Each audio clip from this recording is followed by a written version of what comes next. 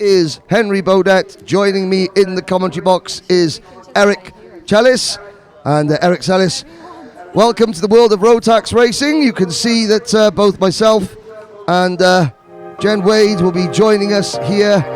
But this track, this 1,368 metre circuit is set to host 2 days of racing. We had 1 day yesterday with heats and qualifying, more heats today. Tomorrow will be the super heats and the finals. These are live drone images from practice this morning. We have senior Rotax on the grid now.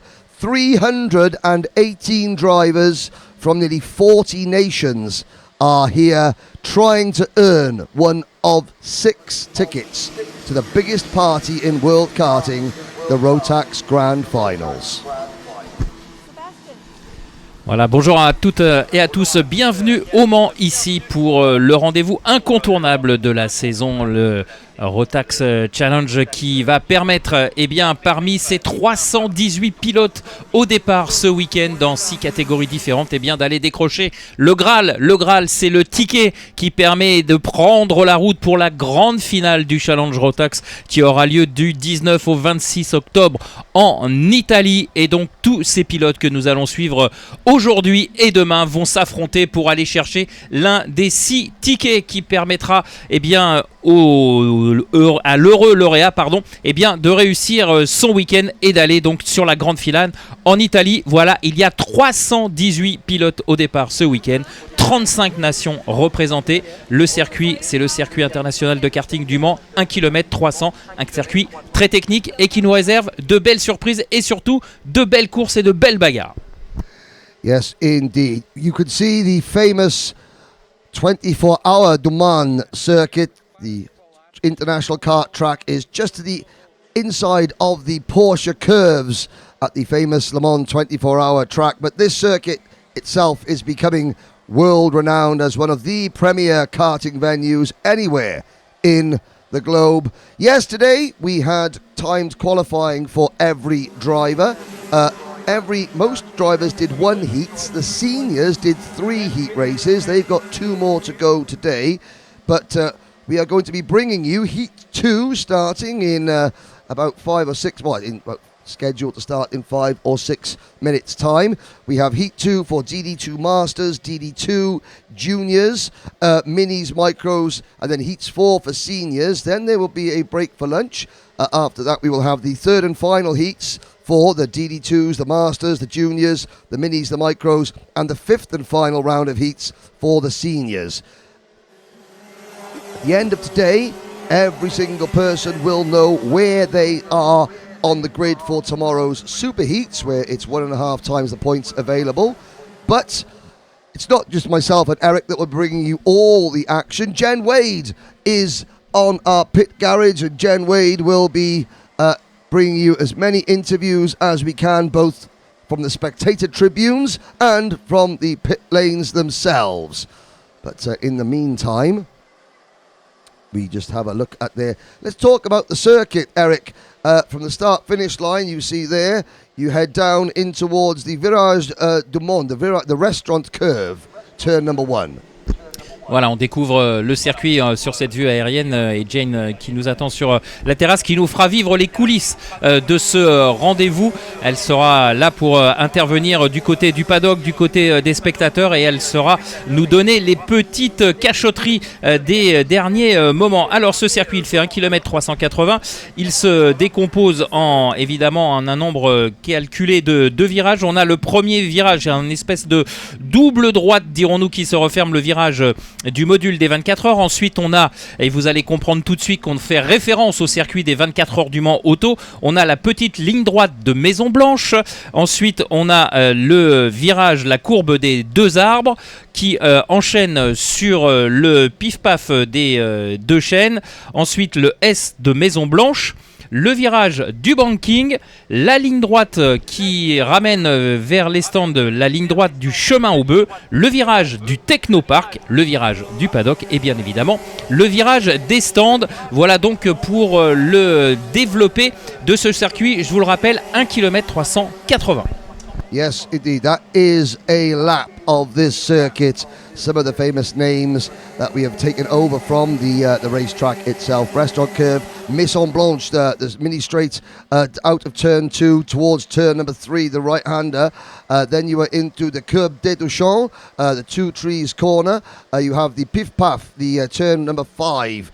The little S's section, the Maison Blanche S's going out onto the banking, and then the Chemin au Boeuf Straight, or the Mini Mulsanne, you can see at the top of your screen there, into Virage du Techno Park, turn number 11. Lots of incidents and overtaking opportunities there before you go into Virage de Paddock, and then you have the Virage de Stans, the final corner. There is some of our 3MK organisers. I wonder if Jen Wade has a driver or a person to interview out on the grandstands, because we are getting very close to the start of our first heat, which will be for the DD2 Masters. That's coming up very shortly. Hey, Henry, can you hear me? Now, okay, I have actually spotted someone, one of our organisation. He's saying no, no, no. Hello? Hello. Social media? Yeah. It's all happening. Where can everybody see the social media today? Yeah, you can check on the RMCIT International Trophy Yeah. account. What can we find? Lots of different things, I know. Beautiful videos and reels and photos. Yeah, you can see how it's going on the paddock, some track racing, and Yeah. a lot of things. Okay, what about in French for all the French viewers? Maybe you can tell them what they've got to see, where they can see it. Vous pouvez voir un peu l'ambiance du paddock. On essaie de faire un peu partager aussi pour les familles qui sont pas là, voir un peu de course aussi. On donne les liens pour le live streaming, le live timing. Puis voilà.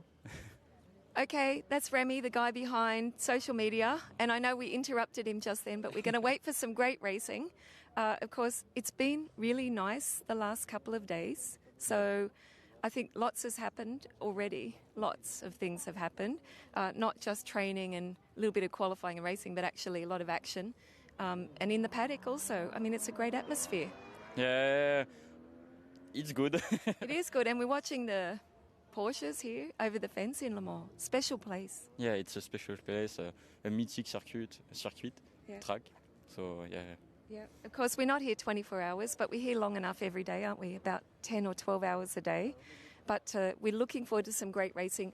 We're going to keep watching at the Rotax Max Euro Trophy. No, we're not. We're going to not watch the Max Euro Trophy. We've got a lot of people from the Euro Trophy, that's what I wanted to say, watching on. So hi to everyone from the Euro Trophy. Thanks for tuning in. And they've also been sharing all the media as well. So International Trophy here from Le Mans. Keep watching, and we're about to start, I think. Are you going to get some more? Yeah, some We might watch what you do and get some tips. run everywhere. Thank you so much, and great job. Keep watching online if you're there at home, if you can't be here. And thank you so much for the great work. Right. There we go, Remy. So now we're going to wait. I'm going to hand back to Henry, of course. About to start the first race of the day, and lots coming your way. Keep watching on social media. If there's something you'd like to see or someone you want to say hi to, make sure you tune in and do that, because Henry and Eric, of course, in the commentary, are going to be checking it out. So, yeah, stay watching. If you've got any questions also, make sure you ask. See you. Thank you very much, Jen. And we will try and get some audio up here so we can actually hear what is being said. Now, start of the day. In total, Eric, we have, let's have a look, 2, 4, 6, 8, 9, 10, 12, 14, 16, 18 races to bring you. All the races, apart from Mini and Micro, will be 10 laps. The Minis and Micros will be 9. It's very, very hot here today, is it not? Oui, effectivement, la météo qui est évidemment estivale, et c'est tant mieux parce que ça fait un petit moment, pour être très franc, qu'on attend le retour du soleil sur le nord de la France. On ne va pas s'en plaindre, mais c'est vrai qu'aujourd'hui, comme le souligne Henry, il va faire chaud, il va faire même très très très chaud. Donc on aura 18 courses au programme de cette journée de vendredi. Toutes les courses vont se dérouler sur un schéma identique, c'est-à-dire 10 tours, hormis pour les catégories mini et micro qui auront, elles, un tour de moins à parcourir. Donc mini-micro, 9 tours. Tout le reste du plateau aura 10 tours à parcourir pendant ces manches de qualification. 18 courses au programme de la journée. Yes, now we do have a course car on the track at the moment. I'm not quite sure what a Peugeot 106, rather dilapidated Peugeot 106 is doing. It's a brand new model. Yes. Free dents. Here we go. Here's the first. There it is. Automotive perfection. Here we go then with the starting lineup for the opening race of the day. Starting from pole position, driver number 793, the Craft Motorsport Rotax Cyprus entry of Dennis Thum. Then it's Robert Schlunsen in kart number 727, followed by Vivian Cusack-Pico and Jack Dex. Jack, I think he won yesterday's heat race. Then on row number 3, Fabian Bock and Andreas Brenkush.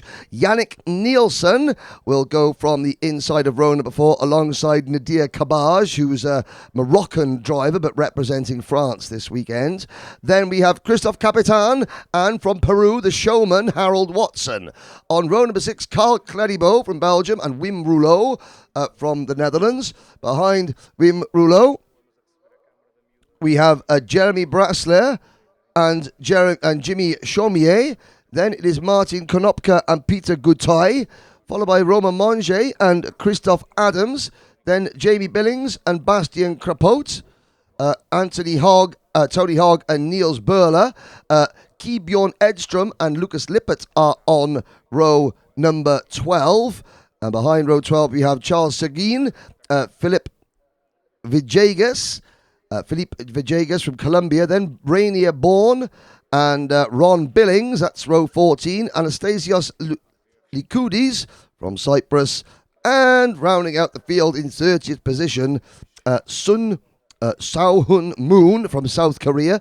This is the only grid that is not full to capacity. We were just 6 drivers of selling out the entire event. Now, I don't believe we have everybody on the grid because Christophe Adams has just appeared in the Apex Timing timekeeper's room next to us in a somewhat agitated state, I believe.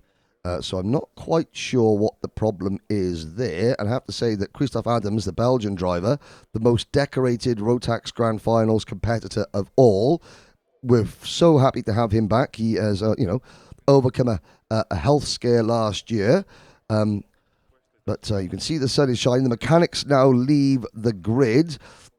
Good effort from Jack Dex yesterday. You can see him there's the second kart on the top of your screen, the MS kart driver for Jack Dex Racing. And he's come out of retirement this year and is trying to qualify for his first Rotax Grand Finals. But there's Dennis Thum, the Craft Motorsport kart on the front row of the grid.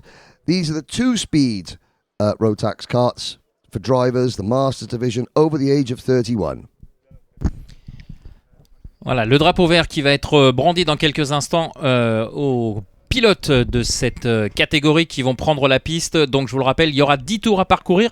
On a une grille qui est la seule de ce meeting avec seulement 30 pilotes au départ. 30 pilotes au départ. Alors seulement, ça peut paraître un petit peu péjoratif quand je dis seulement 30 pilotes parce que toutes les autres grilles de chaque catégorie, eh bien, on fait le plein. C'est-à-dire qu'on aura 36 pilotes à chaque fois sur les manches de qualification. Voilà, le drapeau vert et l'entrée en piste des pilotes avec Dennis Thum, le 793 qui est donc le pilote qui va s'élancer dans quelques instants en pole position. On suivra juste derrière lui Viviane Cusack-Pico qui avait gagné ici même il y a 2 ans et qui s'était classé 6e l'an passé.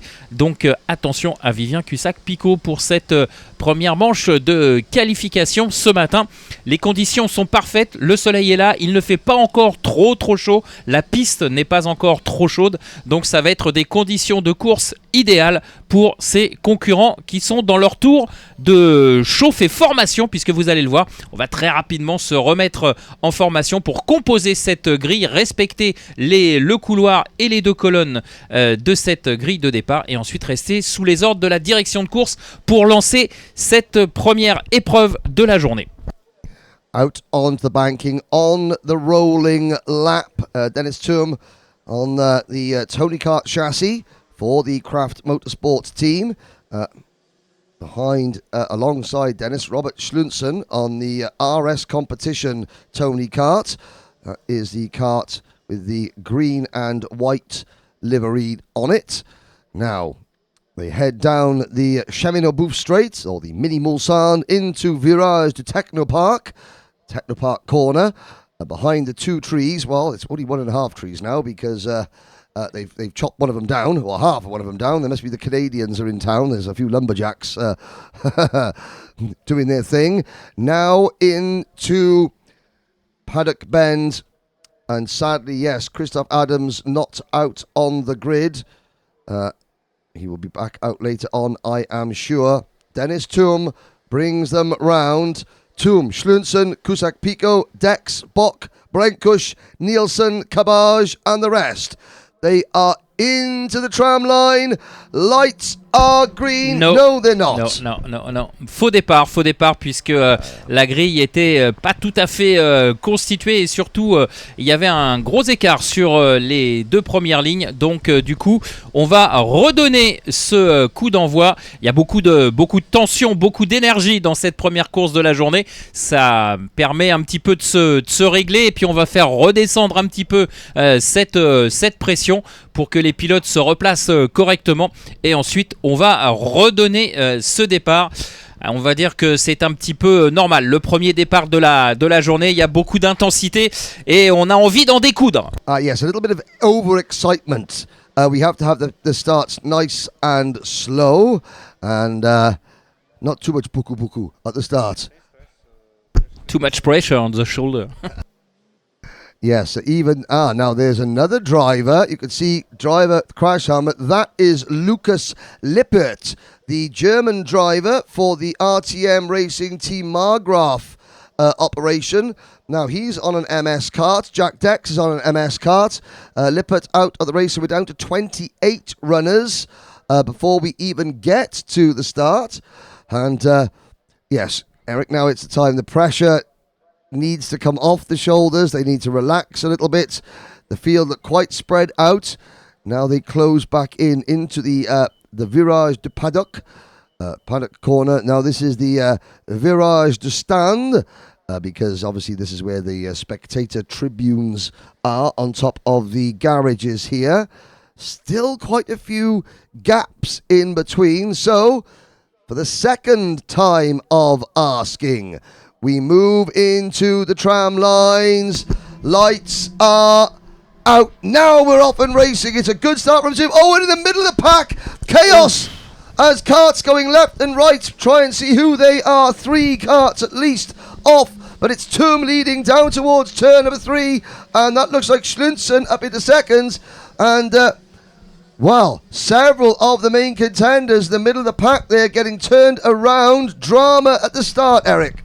Ouais, un départ assez chaotique, vous l'avez vu, avec un accrochage au milieu de la grille. Heureusement, tous les pilotes ont pu repartir. Il n'y a pas eu de gros dégâts, semble-t-il, a priori. On aurait non, Lippert, ça sont les pilotes qui ne sont pas partis. Les retardataires, c'est Jannik Nelson semble avoir eu à en découdre. Et ensuite, on aurait Jamie Billings et Bastian Krapot qui est en retard, donc au passage du deuxième intermédiaire. Le premier tour déjà bouclé par Dennis Thum devant Vivian Cusack-Picot et Fabian Bock. Yes, so looking at the drivers, Yannick Nielsen, Carl Cledibo involved, Jamie Billings, Bastian Crapote, Rainier Bourne, Tony Hogg, all delayed quite badly. I think only Nielsen and Cledibo have been eliminated from contention. Meanwhile, up at the front, Dennis Toom trying to break away. Here on our screens, battle a little bit further back. That's one of the Sheepers Racing entry. That could be Niels Burler on our screens, but it is Toom, Cusack Pico, Bock, Schlunsen, then Jack Dex in P5 as we head on to Cheminot-Boeuf Straight. This is lap number 2 of 10, and Dennis Toom already has a 0.6 of a second lead. However, it looks as though the pack are beginning to close in.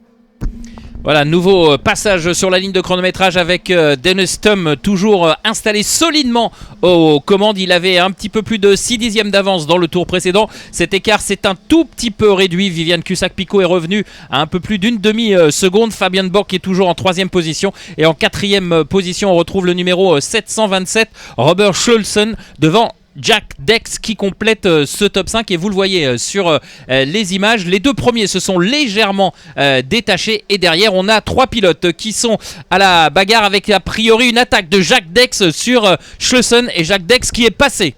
Yeah, Jack Dex making his way forward, passing Robert Schlunsen out on the banking. And Dex, there's now, oh, that's one of the Sodi carts. That could be Harold Watson. Oh, yellow flags in front of them. Who's that off? Is that Dex that is off the circuit? I think it looks very much like, it is Jack Dex and Robert Schlunsen, both running wide at Virage to Techno Park. And Cusack Pico, Fabian Bock and Andres Brenkush now up into the top 3. Cabage is into P5. Harold Watson, the first of those 2 Sodi carts there, is up into 6th position. Then it's Rouleau, Brasler, Chaumier, Konopka, and from 25th on the grid, Charles Seguin is up into P11. Voilà, vous l'avez vu, hein, ce rebondissement en tête de la course avec Jack Dex et Robert Schleusen qui se sont accrochés au freinage de la ligne droite du chemin au bœuf. Ils ont été obligés de tirer au large et évidemment, ils ont perdu énormément de positions, ce qui fait les affaires évidemment devant de Dennis Toom et Vivien Cusack-Picot qui se sont encore une fois largement détachés. Fabian Bock est 3e et ensuite on a un écart assez marqué pour le reste du peloton où on a un duo qui est en train de s'expliquer. Andreas Brunkush et Nadir Gabadj qui sont l'un derrière l'autre et Viviane Cusack-Picot qui à l'instant prend le meilleur sur Dennis Toom, le français qui prend les commandes de cette première manche qualificative.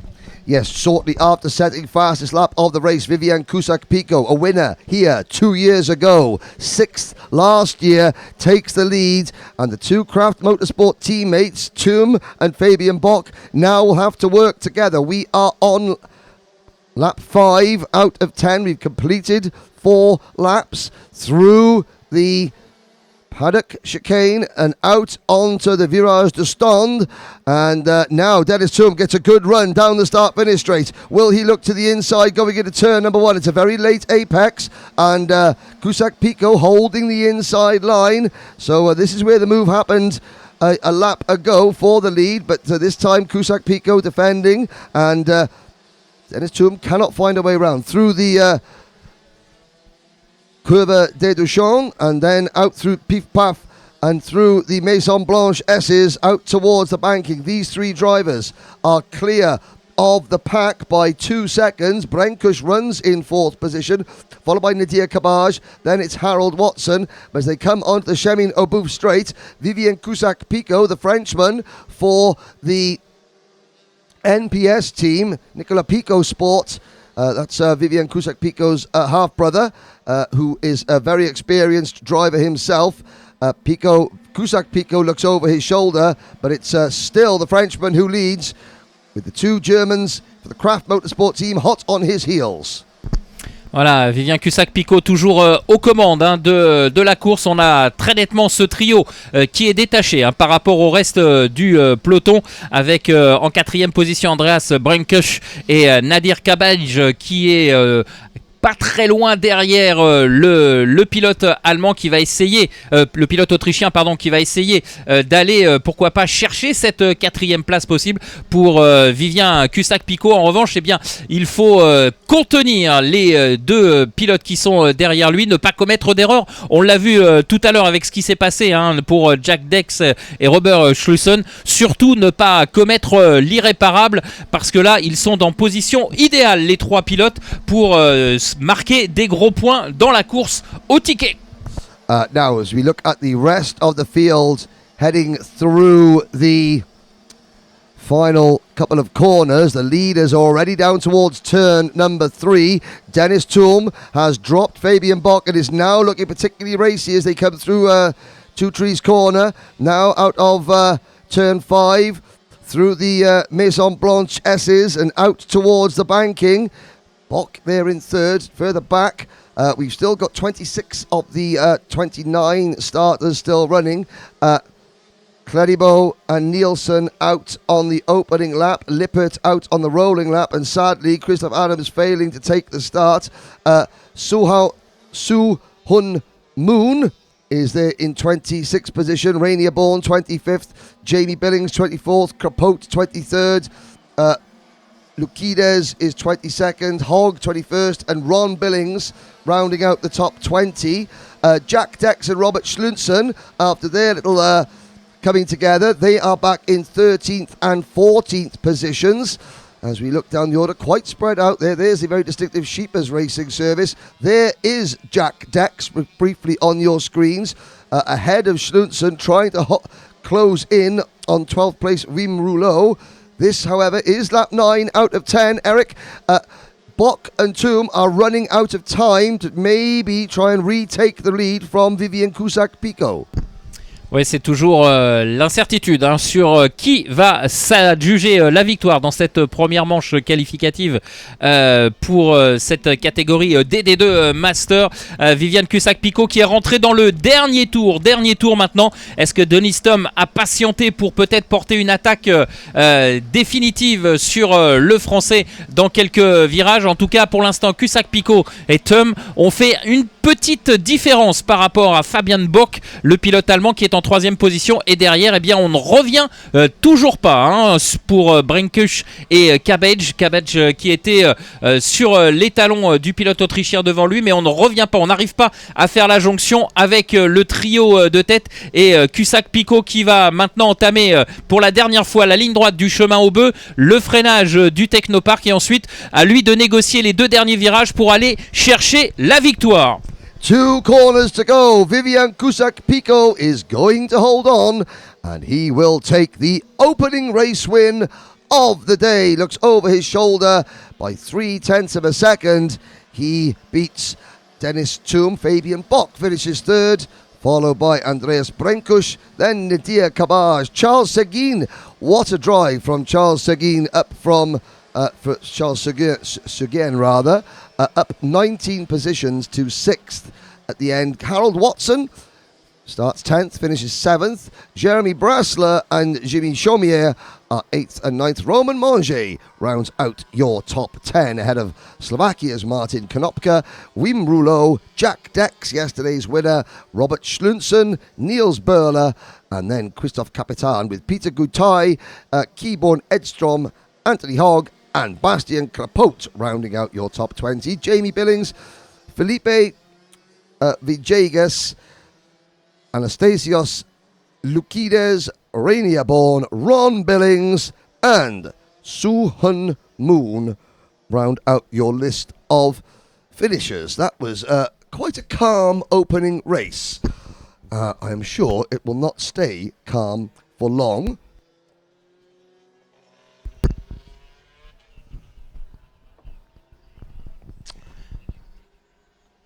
Allez, on voit les pilotes qui sont en train de rentrer au stand, donc avec la victoire de Vivien Cusack-Picot devant Denis Tom, Fabien Bock, Andreas Brinkush est 4e, Nadir Kabage 5e, et on revoit les highlights et ce qui s'est passé au départ. Regardez ce mouvement là qui a été initié par ce kart. That was Yannick Nielsen, yes. et on a vu le chaos qui a régné derrière. Et ensuite, eh bien, ça a été un petit peu plus calme au niveau de la course jusqu'à cette embrouille, pourrait-on dire, entre Dex et Schlessen au freinage de la ligne droite du chemin aux bœufs. Et ensuite, eh bien, ça a été une course plutôt simple et calme pour Vivien Cussac-Picot, qui ensuite est allé chercher la victoire. On revoit certainement... Non, c'est pas là.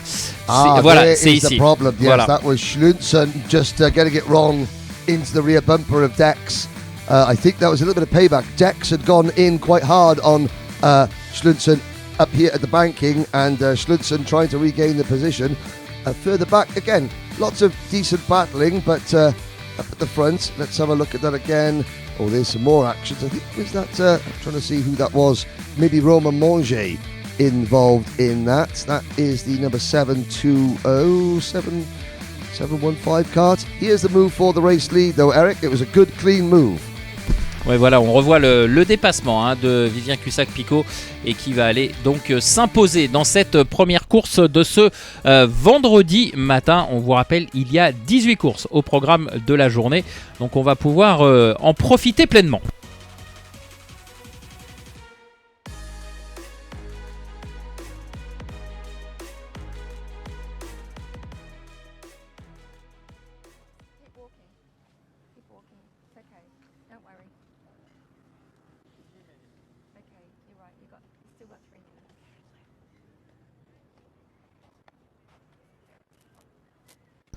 Well, here we are looking down at the DD2 grid. Leonardo Baccaglini starting from pole position, the Italian driver with the Jody Scheckter tribute crash helmet, South African Formula One world champion from the year 1979. It was a very, very fraught heat race yesterday for the DD2s. Baccaglini having a poor start and riding over the curb going into turn number 1, which then bent the axle of Zen de Rua's kart. De Rua was due to start on the outside of the second row, I believe. In fact, of the top 5 starters in the race yesterday, only Antoine Barbaroux, 5th on the grid, ended up finishing in the top 5. He would eventually emerge victorious. And yes, looking down, I mean, we've got some very talented drivers here. Last year's winner, Barbaroux, in kart number 601. The winner 2 years ago, not here, but Leon Zelenko, he won 2 years ago as a junior. He'll be starting right at the back. Baccaglini himself in kart number 624. Very quick in the heats. Ended up finishing 6th last year. There is the number 646 kart of Len Nijs. But one driver to mention, Imke Arts, the fast lady from the Netherlands, due to start 3rd in the number 621 kart, the Sheepers Racing team. Sheepers Racing have been very, very fast. They've got an honorary Welshman in their team. Naturally, a team named after sheep will have a Welshman in it, if possible. David Auleshna, who is Polish by birth but lives in South Wales, and now a fan of not only sheep, but Sheepers Racing. Here we go then with your starting lineup. Leonardo Baccaglini on pole position in kart number 624 for Drake Motorsport. Then it is Len Nijs in kart number 646, the first of the Sheepers Racing Services drivers. On row number 2, Imke Arts, teammate of Len Nijs, and Zen de Rua in kart number 635, the SCC Sports Till entered driver. Then it is Antoine Barbaroux, defending and reigning champion in this class. Leon Mandel from Austria is on the outside of row number 3. Frederick Zebisch and Polish turned Welshman David Auleshna in kart number 665. He is next. There you can see David on the left-hand side of your screen. Imke Arts in the foreground. This is the best performance that she has had here at the International Trophy for the last couple of seasons as they head out onto their rolling lap. Rasmus Vendelbo and Lebanon's Christoph Risk start from row number 5. Then it's Kilian Guerin and Patrick Nielsen on row 6. Nikita Genser and Matthew Fiere on row 7. William Christiansen and Baptiste Schneider, row number 8. Jordan Kaye and Marco Dritten-Price. Marco, the youngest driver in the field in cart number 674. He's only 14 years old. Gabon Desert and Victor Sondin are on row number 10, followed by Philippe Moazzi from Austria and the UK's Will Ellswood. Then it's Camilla Larson and Daniel Quintero, followed by Luis Koch and Noah Tamaska. Tamaska all the way from the United Arab Emirates. Rafael Jesus representing Angola. A lot of people have found Jesus, and if you're not sure where Jesus is, he's in the Tony Kart tent, a strawberry racing tent. Christos Dimitriou in 28th position. Kian de Brandt and Mats Overhoff, the reigning Rotax E20 Grand Finals champion. Then Jordi Claribeau, he's the son of Carl Claribeau, who had a bit of a rough start in DD2 Masters just a moment ago. Matic Kolmanic is next in 32nd on the grid. Then Maximilian Adolf, and the only driver here from Tunisia this week, number 636, Mohamed Ben Amor, and then the only driver from Croatia, a junior champion 2 years ago, Leon Zelenko. He starts 35th on the grid with Brian Anchia rounding out the field. Voilà le peloton qui est en train de se remettre en formation avant d'aborder le dernier virage pour ce départ lancé toujours sous la vigilance de la direction de course, voilà, qui demande aux pilotes de ralentir. Et non, et un départ qui n'est pas validé par la direction de course, et on va donc repartir pour un tour de formation en vous rappelant donc que c'est Leonardo Baccaglini qui va s'élancer depuis la pole position, le pilote du kart 624, avec juste derrière lui la pilote féminine qu'il va falloir suivre, Inke Hartz, la numéro 621, et cette ligne gauche de la grille de départ, eh bien il faut la suivre avec intérêt, puisque derrière Inke Hartz, eh bien on va retrouver Antoine Barbarou, le numéro 601, Antoine Barbarou, qui est le tenant du titre ici, puisqu'il s'était imposé l'an passé. Donc voilà, ce côté gauche de la grille de départ est à suivre, mais bien évidemment il y aura de la concurrence, et notamment Léon Nuls, le 646 aux côtés du poleman, Xen Deroux, le numéro 635, qui lui aussi prétend à la victoire. Quant à Mandel, le 699, il sera aussi également à suivre. Bref, vous l'avez compris, il va y avoir du spectacle à tous les étages. Kylian Guérin, le 625, est un autre pilote français qui s'élance depuis la 11e position. 14e position pour Mathieu Ferré. Baptiste Schneider va s'élancer depuis le 16e rang. Jordan Caillé depuis la 17e position. 20e position pour Victor Sandin, le plus jeune de ce plateau DD2. Et Gabin Désert à ses côtés en 19e position. Voilà les pilotes qui sont revenus, le peloton qui s'est reformé. On va donc surveiller si ce départ est validé. Leonardo Baccaglini qui est en train de donner le rythme de ce dernier virage. On agite du côté de la direction de course les drapeaux et on fait attention à ne pas démarrer trop tôt. Voilà, cette fois c'est bon, c'est parti pour cette manche qualificative, et le poleman qui garde sa position. Baccaglini qui est juste derrière lui. Eh bien on retrouve Antoine Barbarou, le 601 me semble-t-il. A good clean start for all 36 drivers. Nikita Gentzer was lucky that we had a second rolling lap, because Nikita's kart, the Duo Motorsport entry, was slow off the line, and Nikita joined the field at the end of the first rolling lap and was able to take his place on the grid. Nikita starting 2, 4, 6, 8, 10, about 14th or 15th, but we have a battle for the lead, and it is Zendarua in the green and white SCC Sportstill entered kart, taking over top spot from Len Nice.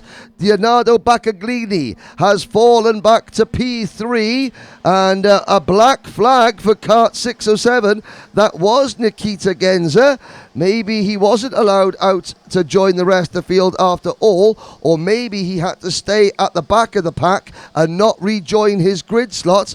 But we've seen this happen a couple of times where drivers getting instant black flags for disregarding the rules. Race director Manuel Branco has set the standard early on. I have to say that the word in the paddock is that a lot the drivers, the teams are appreciating the iron fist which he is ruling by. Voilà, un pilote qui a été disqualifié au drapeau noir pour ne pas avoir respecté la procédure de départ, alors qu'il y a eu un changement en tête de la course avec cette attaque pour la 3e place avec Antoine Barbarou qui est passé en 3e position. De Rune est toujours leader, Bacaglini 2e, Barbarou en 3e position et Inke Hartz, la pilote féminine, est désormais 4e.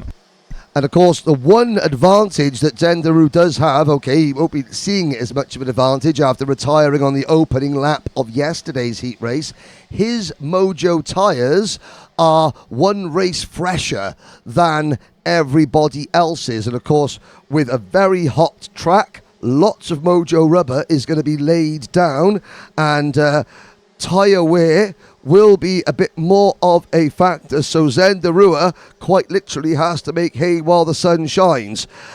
Meanwhile, Antoine Barbarou closing in on our pole man Leonardo Bacaglini as they come through the pits S's, and you can see a whole train of drivers now lining up behind Bacaglini. Arts is there in 4th, Mandel is 5th. Here comes Barbarou having a little peek to the inside, going into the restaurant, the Virage de Restaurant, but no, he has to stay in line. Now we're into turn 3 before we go into the Curb de Duchamp, as Rasmus Vendelbo, the driver from Denmark on the CRG kart, Vendelbo sets the fastest lap of the race, and he's there in 9th position, just at the back of this train of karts. But we've got second, we've got Bacaglini, Barbarou, then Arts, Mandel, Len Nice, Guerin, Olejna, Vendelbo, and Christoph Risk now into the top 10. Allez, pour l'instant, Glenn Deroux est en train de développer son avance, plus de 798 millièmes au tour précédent. On va attendre le passage. Ouais, il a encore gagné un dixième, Glenn Deroux. Alors, Henry expliquait qu'effectivement, hier, Glenn Deroux a eu quelques soucis. Il n'a pas pu participer à la course. Et du coup, eh bien, ces pneumatiques Mojo ont une course de moins, entre guillemets, dans les jambes et dans les jantes. Ce qui fait que, eh bien, il tire peut-être avantage ce matin de ce potentiel pneumatique légèrement supérieur par rapport à ses adversaires. En tout cas, il a fait le trou, c'est très net. Et derrière, eh bien, on a toujours la pression imprimée par Antoine Barbarou sur Leonardo Bacaglini.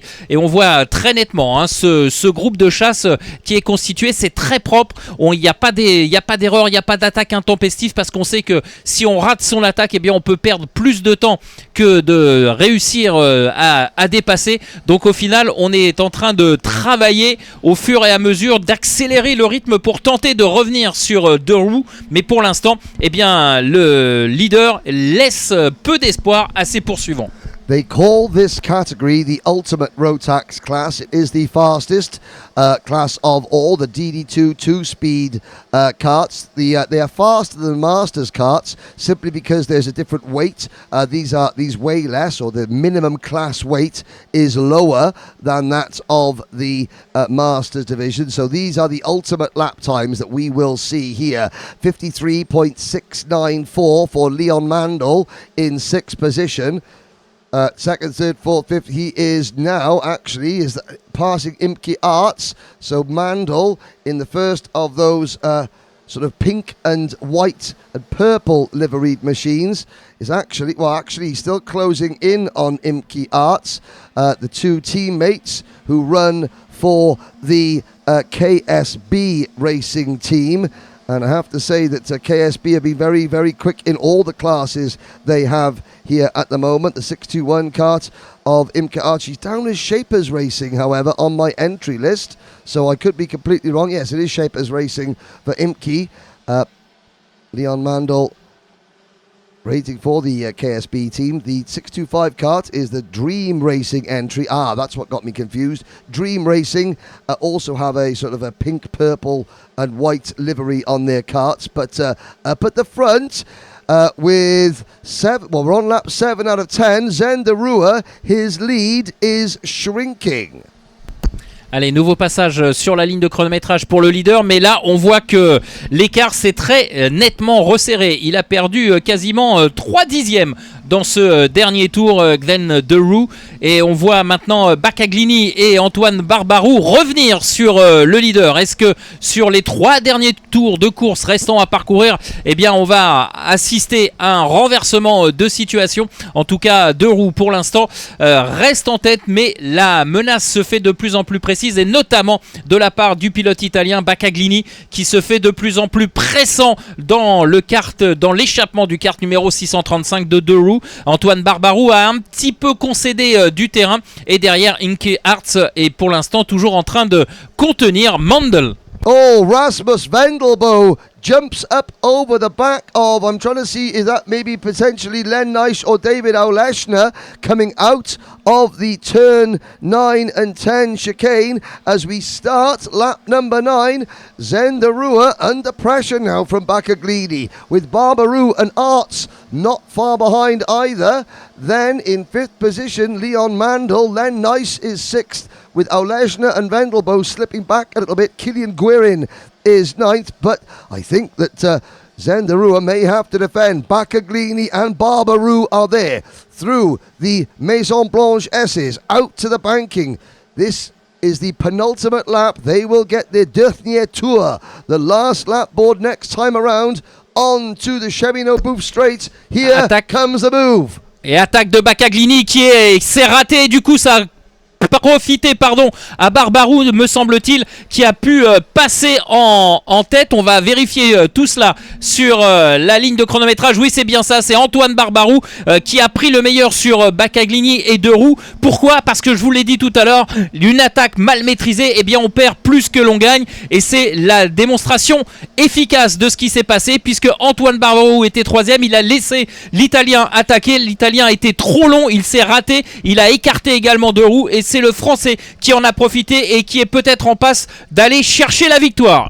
A great opportunistic move there for Barbarou. Baccaglini opened the door. Then both he and Deroux ran a little bit wide. Barbarou was able to just sneak up the inside, coming out of the Technopark corner, and then was sweep around the outside with the momentum. At this point, a lap ago, they are coming towards the checkered flag. Antoine Barbarou will make it 2 wins out of 2 for the defending DD2 champion. Baccaglini 2nd, Deroux 3rd. Then it is Imke Arts in 4th, Leon Mandel in 5th, Len Nice, Killian Guerin, Rasmus Vendelbo, David Oleshner, and the top 10 rounded out by Frederick Zebis.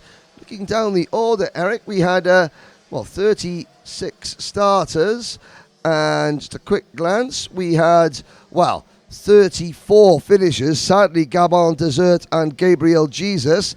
I'm looking there at 2 drivers parked at the middle of the corn at the circuit, halfway round the last lap. That would be Jesus and Desert. Maximilian Adolf was the only other driver to recover, and there is the Strawberry Racing Tony Kart of Jesus, and he's let's have a little look. The gloves get thrown in the seat. No, not quite. But the driver who is representing Angola is probably a little bit angry at the end of that race. We'll have a little look back as you watch the list of finishers from first down to last position, and we'll possibly see some highlights of that race. It was a slow burner, but then the last few laps got very dramatic indeed. Voilà, on va revoir les principaux moments de cette course, de cette manche de qualification, avec pendant une bonne partie de la course et une domination sans faille de Xen Deroux. Et ensuite, eh bien, sur le dernier tiers de l'épreuve, eh bien, on a vu Leonardo Baccaglini sonner la révolte et revenir au contact du leader. l'Italien qui s'est un petit peu empressé sur la fin et qui a ouvert la porte, et c'est Antoine Barbarou qui en a profité pour aller chercher la victoire. On va revoir tout ça sur ces images. Yeah, Barbaroo took some time to get there. This is where Vendelbo just jumping up over the back of, I think that is David Oleshner, but the move comes here. Baccaglini makes the move, and then Barbaroo takes advantage, but Jen Wade.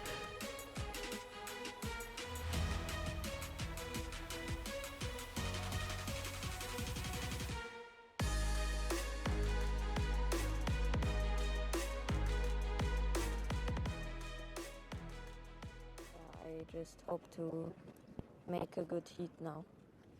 Okay, very, very competitive field here. We've seen you for many years driving, at international level as well as national.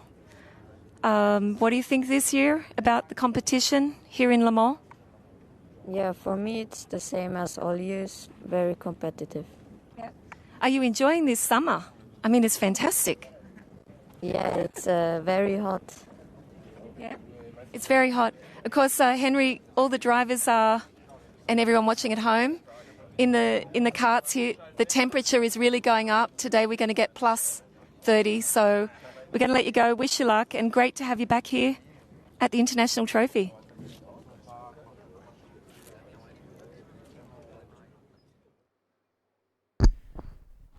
Voilà, Jen qui était en direct de la grille de départ de la course à suivre, à savoir la manche de qualification de la catégorie junior. Il y aura 2 courses pour cette catégorie junior à suivre, puisque l'on va croiser les groupes. Vous le savez, chaque groupe doit rencontrer tous les autres, et de fait, eh bien, on croise tout cela. Et ce matin, pour cette première confrontation dans la catégorie junior, eh bien, c'est le groupe A qui est opposé au groupe C, les groupes qui ont été constitués en fonction des résultats lors des essais qualificatifs. Now, I was wondering, I'm hoping that we can have a little look. There's a driver on the grid here in Charlene Cordier, cart number 260. And Charlene on the front of her cart has a very special message. Charlene's very, very good friend, Nico Mania, sadly passed away just a month or so ago.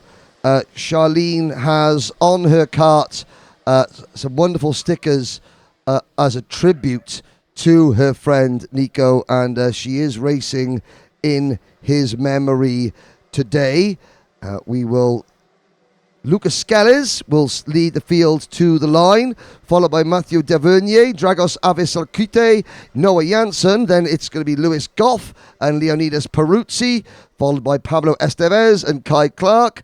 Charlie Smith from Newport Beach, California, and Maxime Prudent are next. Then Jeremy Roivers, Antoine Grissel, Owen Baroni, Casper Nissen, Bastian Ottensamer, Laura Bubanova, Ollie Wise, Ryan Bourguignon, Yvonne Simeonova, Mikael Soltis, Valentin Bouveau, Martin Lichner, Arthur Gonsalves, Johan Zablinski, Yanis Courage, the son of the legendary Yves Courage, who is here mechanicking for his son.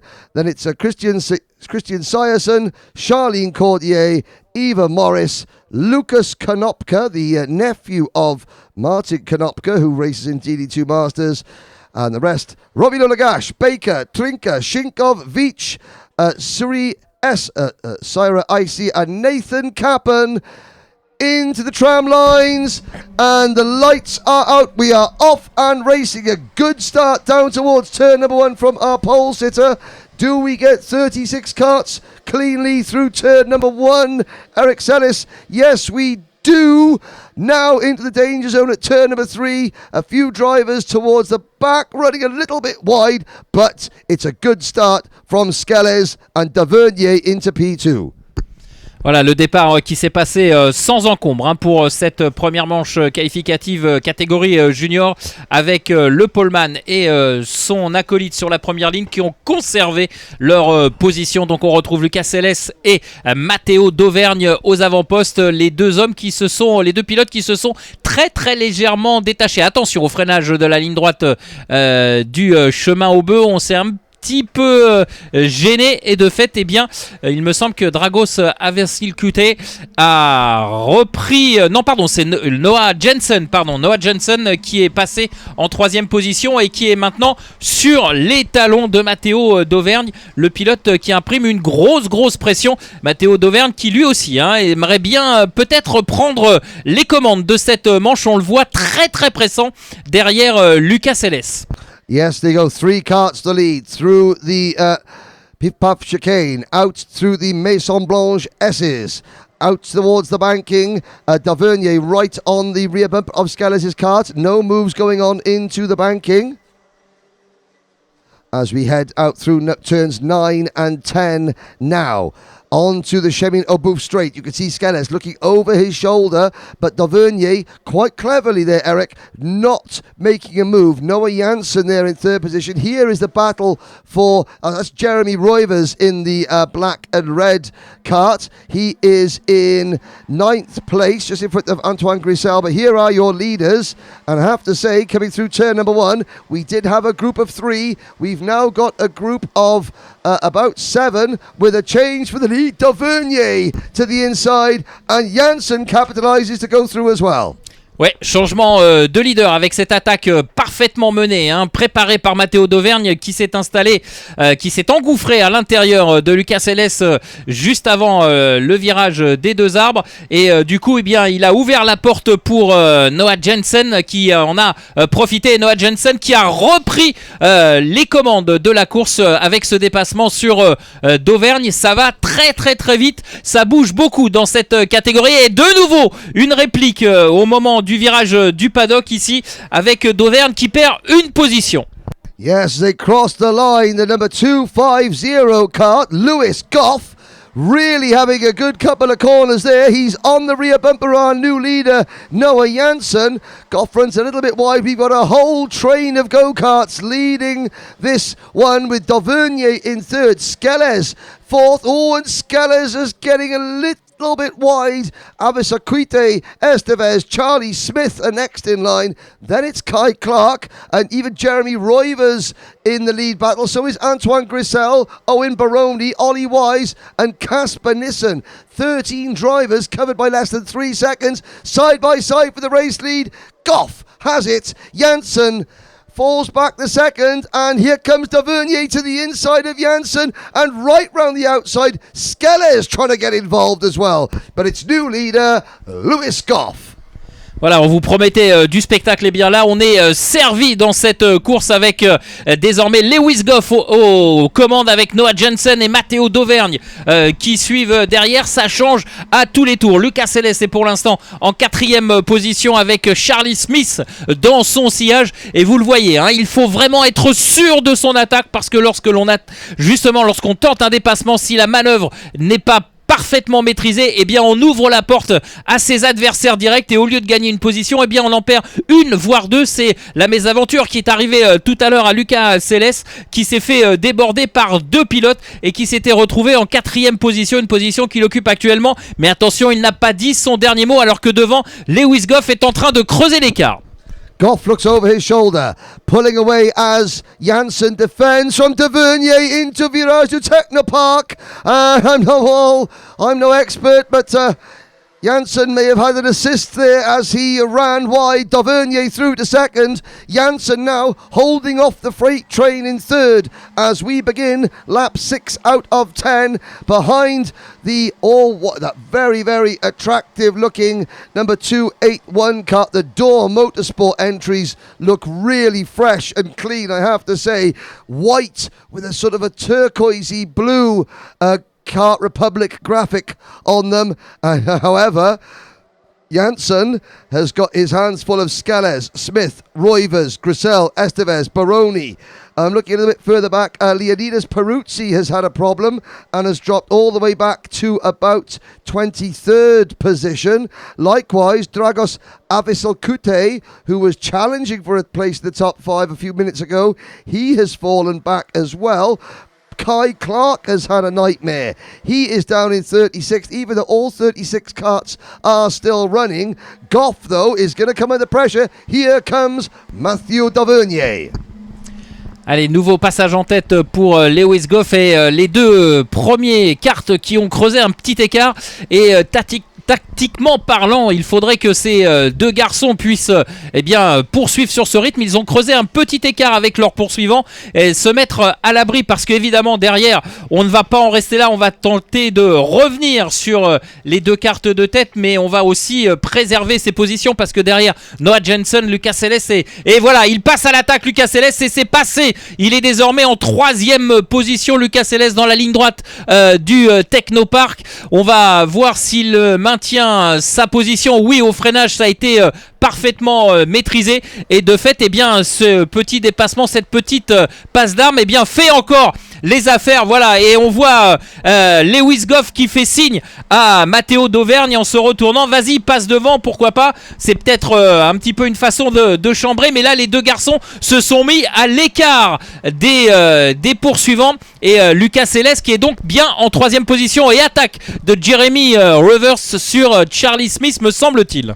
Yes, Roivers making an excellent pass just off camera there into 4th position. And I think at the start of this lap, Lewis Goff was trying to signal to Mathieu Dauvergne saying, no, let's keep working together for another lap or two. And Dauvergne looks like he is responding the international sign language of karting because, Lewis Goff goes, okay, look, we're going to have a battle. We know this, but let's make sure that it's just the two of us having a battle on the last lap, not battling too early and bringing Scales and Smith and Roivers, Nissan, Janssen, etc. into play. The leaders have got a 1.68 second advantage over Scales in 3rd position. And it'll be game on soon enough because we're on lap 9 out of 10. But it's smart driving here from Mathieu Dauvergne and Lewis Goff as Leonidas Peruzzi wakes up. And there's a driver spun in the middle of the track coming out of turn number 4. Didn't see who that was. Now Goff begins to defend with a lap and a half to go. They've got enough of a gap so that Scales and the rest won't catch them. So now it's game on. Dauvergne to the outside into Technopark corner, but Goff has the crossover done. Maybe Dauvergne has a move on to the start-finish straight.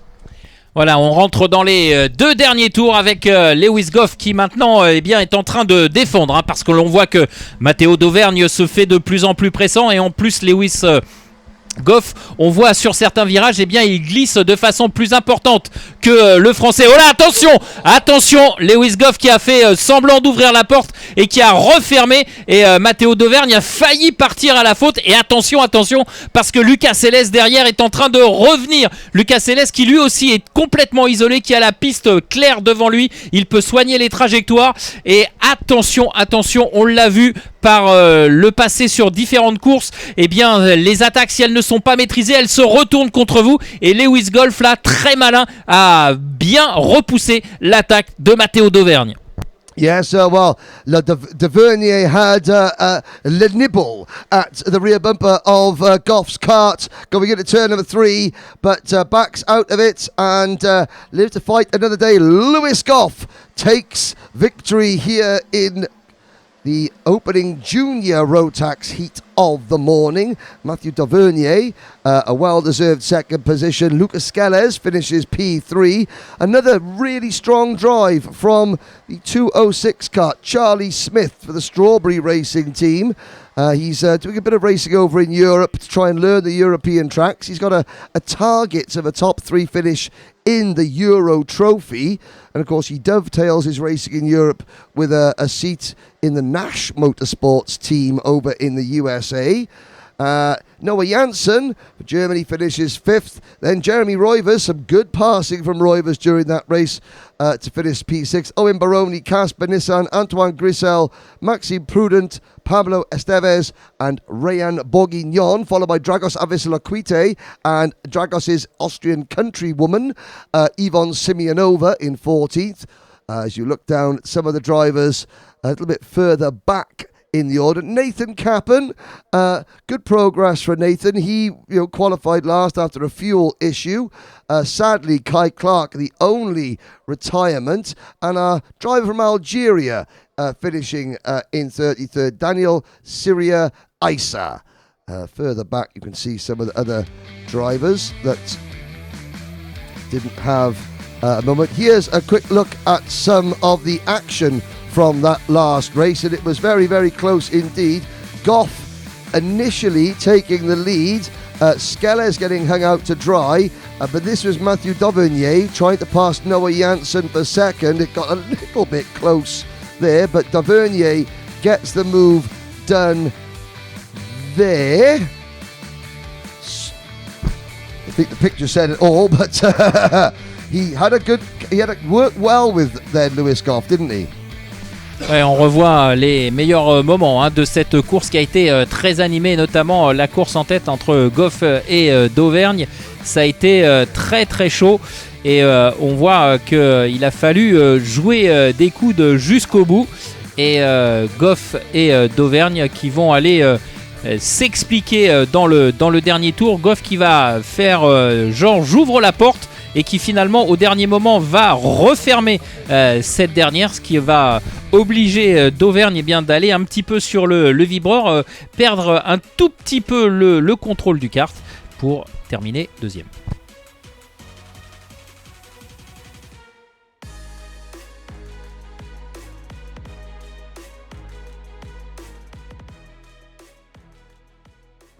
Jacob, I don't want to hold you up. Tell us what it's like to be here, okay?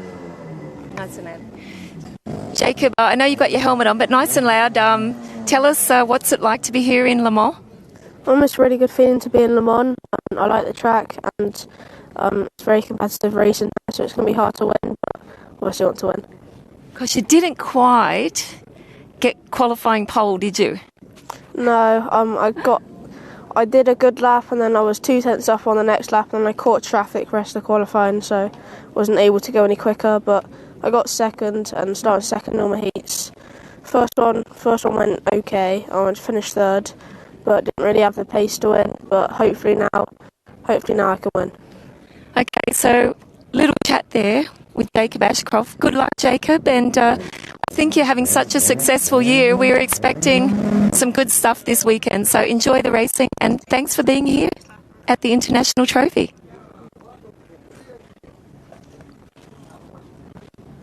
Morgan Horder. Now, while we get some nice images of what's happening on the grid, and nice, actually, I might line up for that massage next to you here. Tell us, front row. Now, you've been here before, you know what it's like to be on the front row. Yeah. What are you telling the driver in a way without giving anything away? Yeah, just sort of giving my sort of personal advice. Obviously, having been in this position, I feel like I can give quite good advice to Theo, and he's going well with it at the moment. His pace is really strong, and the heat win yesterday, so no, he's going really good, taking everything really well, and just in his stride as well. So yeah, no, props to Theo, doing a really good job. How old are most of the kids here on the grid in this class? Most of the kids in the juniors, I believe, are 12 to sort of 14, 15. Yeah, I know Theo's like 14 years old, and then you've got maybe a couple of drivers that are a little bit younger, maybe like 12 or 13. But yeah, the juniors range from that sort of 2-year age gap. So yeah, they're all quite competitive. So they're really competitive. Yeah, no, definitely. And not so much experience, some of them. But this is really, I guess, a big step from micro mini, a step up to junior, of course a bigger step to senior, but I guess that difference between 12 and 14. Yeah, no, definitely. Big difference on track. If you've got that in the head, makes all the difference out there on the racing. Yeah. Of course, we're going to have to get off the grid shortly, but I suppose you've got a few more last words for him, so I'll let you go. Thank you so much, and wish you luck for the weekend. Thank you.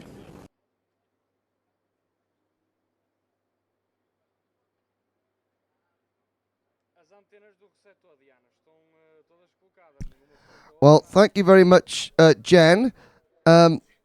Very interesting that you speak to Jacob Ashcroft there, because as is my want, I mean, you saw Jacob's dad on the left-hand side of your screen. You see Jacob's dad, Barry, just starting his kart. Barry's on a bit of a fitness buzz at the moment, has to be said. And last night, as I was wandering across there, I noticed, I thought, is Barry Ashcroft on a scooter? When Barry, when you say you're going to go do a lap of the track, you've got to walk it or jog it. You don't do it on Jacob's scooter and then do about 10 star jumps to get a sweat on just before you go back to the motorhome. Because I can imagine Mrs. Ashcroft, Laura, saying, "Oh, Barry, well done. Glad you're taking your fitness regime so strictly. Might have a treat later on, you know." And Barry's like, "Oh, there we go." No. It's a lie. You can't use Jacob's scooter to do a lap of the track, Barry. You've got to walk it. That's the way we lose a bit of the old timber. But I have to say he's doing a great job, Barry Ashcroft. There's a lot less of him now than there was. Yes, a man after my own heart is Barry Ashcroft. Anyway, here we go with the starting lineup for this next heat race. Jacob Ashcroft, look after your scooter at the end of it, Jacob. It is, he's starting on the outside of row number 1, alongside yesterday's race winner, Theo Palmer. Mathis Ometre, the half French, half Senegalese driver, will start on the inside of row number 2 alongside Caden Higgins. Boaz Maximov is next alongside Bran van der Weken. Then Vivian Gionnet and Tish van Wyk. Zayn El Hamassani, the main Zayn from Egypt, is next alongside Ponte Clean's Cameron Nelson. Lilian Suarez and Oscar Guccio, who put on a good show yesterday. Then Lorenzo Giovanni Giaquinto and Connor Clancy. Matteo Latino and Mateus Kjellerup are next, followed by Noah Barham and Boris Verhagen. Uros Bogdanic and Adam Albasani are the next 2 karts in line, followed by Will Archer, Daniel Krish, Yuri Levar, Gabriel Canal, JJ Ambrose. Then it's Tilian Apio, Maxim Kerwan, who had a great drive yesterday up into the top 12, the only driver here from New Zealand, and he is followed by Thomas Elie, Rafael Youssef, Joao Maria Pereira, Roman Saye, Vlad Tomenchuk, Jade Jacquet, Ugo Rojon, Giacomo Di Pasquale, and Andreas Kosciari. Eric Salis, this could be it's going to be a very, very good race. Can Ashcroft and Palmer break away and work together like we saw Goff and Dauvergne do so in the previous race? Or will it be a bun fight? We'll find out now. Et c'est bon, le départ qui est validé avec un très bon départ de Théo Palmer à l'intérieur, qui va conserver sa position et la première ligne qui va ressortir, me semble-t-il, oui, en tête du premier virage. Et attention à l'attaque à l'intérieur, non, c'est contré pour garder la deuxième position pour Ashcroft, qui va donc passer en deuxième position. Mathis Ometre est troisième. Et pour l'instant, tout le monde est passé sans encombre, et ça, c'est la bonne nouvelle. Maintenant, quelle va être la physionomie de cette course? Est-ce qu'on va assister à une course un petit peu plus, on va dire, acharnée et disputée que celle qu'on a vue il y a quelques instants? En tout cas, pour l'instant, Théo Palmer semble être parti très très rapidement, et il creuse déjà l'écart. A remarkably good clean start. All 36 starters safely through the opening laps, with Jacob Ashcroft leading after putting on an absolute wet weather masterclass at Franciacorta last week. He's now got the complete opposite, has the young driver from Western Supermare. He has got blazing hot sunshine, but the results seem to be very similar. Is sun or rain equals Ashcroft in P1 as things stand, as he goes through turn number 5, onto the Maison Blanche, straight into the Maison Blanche S's. Behind him, Caden Higgins and Theo Palmer, 2 drivers. Higgins driving for the Dream Racing outfit. He finished 37th a year ago. Caden just missing out on a place in the final. Theo Palmer, great result for Theo yesterday and the entire XL Motorsport team. team boss Paul Hardy, team manager Dan Hart, and the rest of the crew. We spoke to Jen Wade, spoke to Morgan Porter, former double British karting champion in both Rotax and Gearbox. And Morgan's been engineering that kart very well indeed. And Theo Palmer is now showing more and more signs of that sort of British-style aggression that has served UK drivers so well recently in the international Rotax scene. Allez, on retrouve le quatuor de tête avec Mathis Aumêtre, qui est l'un des rares pilotes privés sur ce plateau. Mathis Aumêtre toujours en 4e position avec ce kart immaculé, juste le drapeau du Sénégal sous la plaque chiffre. Et devant, eh bien, Theo Palmer qui est de plus en plus menaçant sur Jacob Ashcroft. Mais pour l'instant, ça y est, il est passé Palmer. Ashcroft a ouvert la porte. Et Palmer s'est glissé dans le trou de souris, alors que derrière, malheureusement pour Mathis Aumêtre, eh bien c'est Boaz Maximov qui est passé, Maximov qui a pris la 4e position.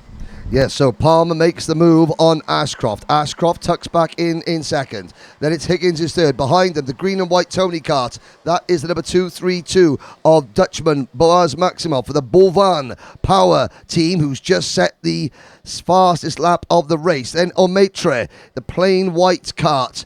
The Senegalese-born driver very proudly displays the Senegalese flag everywhere he potentially can, and quite rightly so. He's there into 5th position now, although he loses out to Bran van der Weyken going down going onto the Chemin au Boeuf straight now. We have a kart on the grass coming out of turn number 1, driver walking away.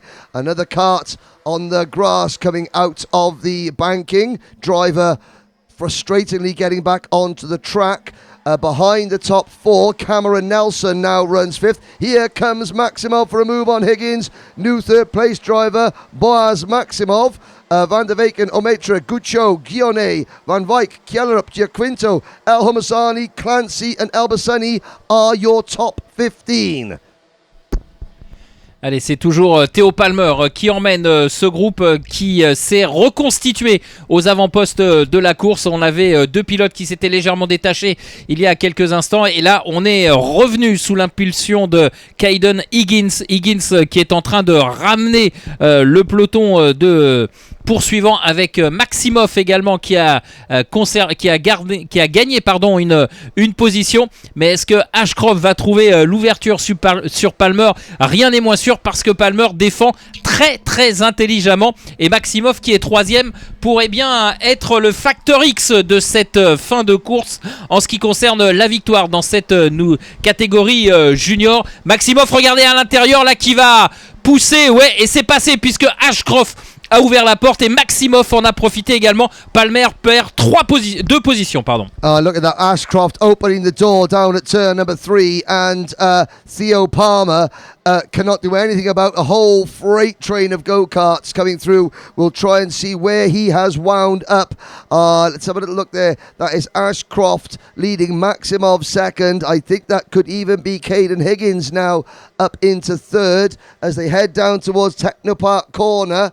Theo Palmer, though, he's lost ground. However, it was quite smart driving in some ways. Instead of trying to chop across, a couple of karts, there is Palmer on your screen in kart number 244. So Theo is down to 8th position. And you might think, well, Henry, what are you saying? That was smart driving. There was a freight train of karts coming through. If Theo just suddenly tried to move back in and block, there would have been a collision, and we've got a new leader. It's Boaz Maximov. Palmer, yes, he's dropped positions. However, he has got a nose cone penalty. He has got a damaged go-kart. He's still in the race, and we're only on lap 7 out of 10. Whoa! Someone has kicked Maxim Kerwin's kettle this morning. He's just put down the fastest lap of the race. Yesterday, he was charging up through the field after, well, to be perfectly honest, after being absolutely nowhere in qualifying. He had his wheat to pick this morning, and he is charging again, is the New Zealander. He's up 6th place in this with the 21st, but he's just gone purple. And I don't mean that he's not breathing, I mean he's just gone fastest.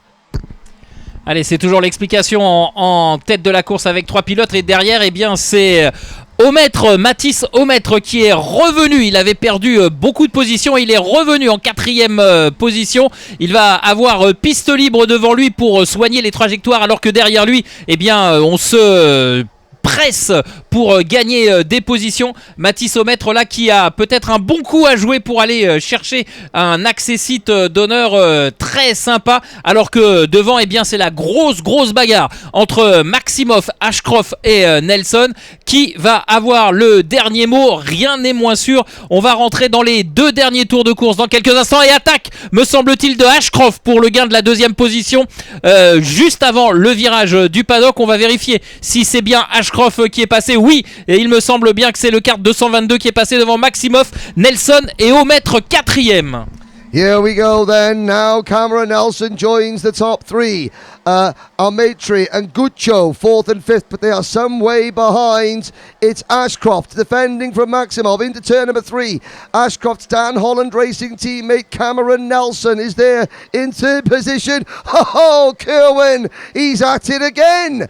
He's up into 19th, 54.356, new fastest lap. And yellow flag waves as the last lap board is being prepared. Trying to see, there is a very crumpled looking wagon coming out of the turn 1 area. That is, we'll have a look at Ashcroft defending. It's the number 212 kart of Uros Bogdanic. That Formula K is more looking like a Formula M, one less than a K, something like that. Here we go then, Dernier Tour, final lap, Ashcroft v Nelson.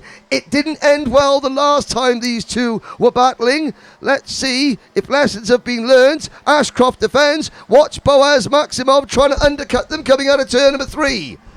Et attention, dernier tour, mais c'est la bagarre entre les 3 premiers, mais qui se gêne puisque derrière on a Gouchot qui est revenu dans le sillage du trio de tête. Il a pris le meilleur tout à l'heure sur Mathis Aumêtre dans le virage numéro 1. Et voilà, il est en train de passer à l'extérieur du banking. Gouchot qui va peut-être prendre la 3e place. Oui, ça semblait. Ouais, c'est Mathis Aumêtre qui en profite également. 4e Mathis Aumêtre, et Gouchot, me semble-t-il, est 3e, alors que devant Ashcroft s'est mis un petit peu à l'écart du chaos qui règne derrière lui. Ouais, c'est chaud, c'est le dernier virage du paddock. Alors, le verdict sur la ligne de chronométrage: Ashcroft devant Cameron Nelson, Maximov est 3e, Aumêtre 4e et Palmer 5e, Gouchot 6e. What a last couple of corners. Ashcroft holds off Nelson and Maximov. And now, in the UK, every time Jacob Ashcroft wins a race, his dad Barry, the generous soul that he is, normally, as you know, he normally says, "Oh, do you know what, Jacob? If you win this race, I'll buy you a new pair of gloves or a new pair of boots." Not this time, however, Eric. This time, Barry Ashcroft has promised that if Jacob Ashcroft wins a race, he's going to buy the Dan Holland Racing team a little alarm to goes on Jacob Ashcroft's kit bag. And what that alarm says is, "Don't leave me behind at Wilton Mill. Don't leave me behind at Wilton Mill. Don't leave me behind at Wilton Mill," until the Dan Holland Racing team pick it up and take it to the track. Haha, there is your result. Ashcroft, Nelson, Maximov and Mathis Aumêtre. Fantastic result again. Theo Palmer, led, dropped back to 8th, fights back to finish in 5th position. Guccio 6th. That, last couple of corners was fantastic. El Hamasani, 7th. Jacinto Guione. The rest of the field you can see on your screen. There's going to be some replays in a minute, and then we'll be back down, I'm sure, with Jen Wade on the grid. But we'll take a short break while we look at the action from that last race.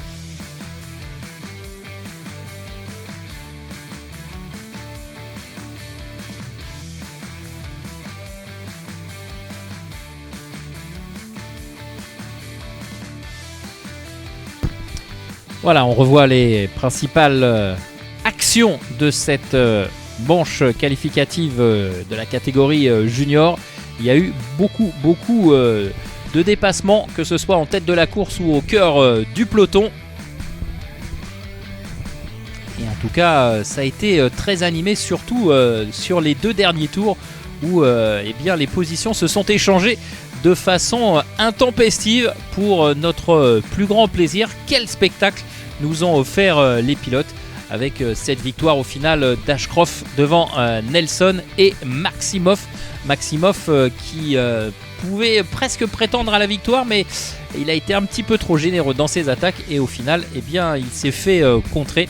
Quant à Gouchot, eh bien, malheureusement lui aussi il aurait pu prétendre au podium virtuel de cette manche de qualification et le dernier tour lui a été fatal puisqu'il termine en 6e position. Mathis Aumêtre lui a bien géré sa course, il termine 4e où on le voit ici où il profite justement des actions un petit peu mal maîtrisées de ses adversaires pour s'immiscer au 4e rang.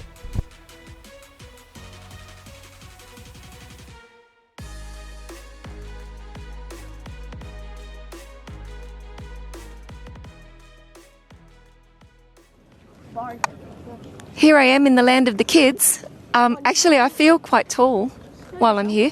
Hey, Albie, pole position, congratulations. Thanks. Anyone, oh, those kids, naughty kids. Anyone you want to say hi to at home who's watching? Just all my family. Any animals, pets watching? No. No pets. Okay. Congratulations. What about these kids? Danny? Yeah? Is that you in there? Babachek? No, that's not me. It's not you. Anyone you want to say hi to? I know there's lots of people watching. To my family. Yeah? Anyone else? Friends? Yeah, probably friends, yeah. Yeah? A few friends? Oliver? Anyone? My family watching at home. Okay, give them a big wave. There they are. They're excited.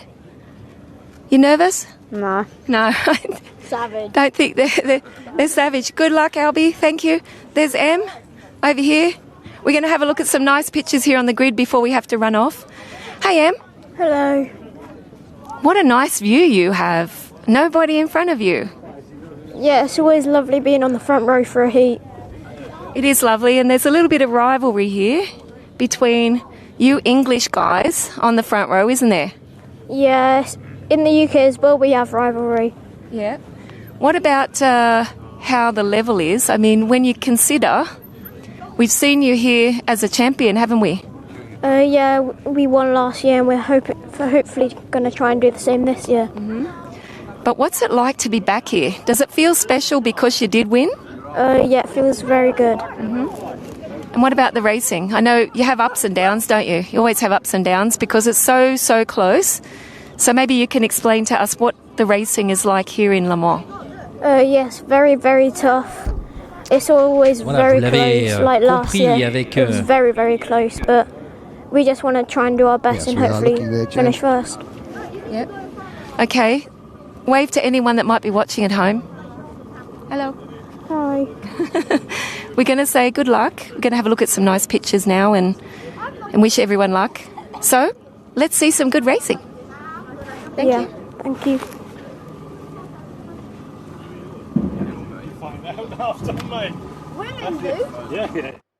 Well, good to hear from Emerson McAndrew Uren there. And this is, well, even though it's Minimax, it's a real battle of the Titans because you have Albert Friend, the reigning Minimax champion, and you can see him standing next to his kart, the side of the circuit. A quick word about the Rotax Grand Festival that for the first time is being held at the Karting Northeast Circuit, Warden Law, in September, with tickets for Micro and Minimax available. It's also the E-Plate for all the other Rotax classes, which is the English Championship. So if, all you drivers from overseas want to come in and get one over on the English, this is your chance to do it. If you want to know a guide about Karting Northeast Warden Law, all you have to do is speak to Albie Friend's mechanic, Lee Taylor, who is from that part of the world and has spent many a long day driving around Warden Law. Lee will be only too happy to talk on camera about it. There's Denik Babicek in kart number 130. The 184, that's Michael Zions. Ions, like Alliance in Zions, the Polish driver. There's the number 153 kart. Now, the number 153, Harry Taylor. Talk about going viral. Harry Taylor did pass two karts around the outside at PFI in one move, and that clip on the Karting UK TikTok channel, whatever that is being viewed by over 500,000 people, which is not bad. There's the KRK Racing entry of Filip Kijanowski. And the Polish driver, you can see Kijanowski there. Now, if I was that mechanic, I would buy one of the Rotax bucket hats that are available, because that will be a rather red head by the end of the day. Smart driver there, Riley Murrow,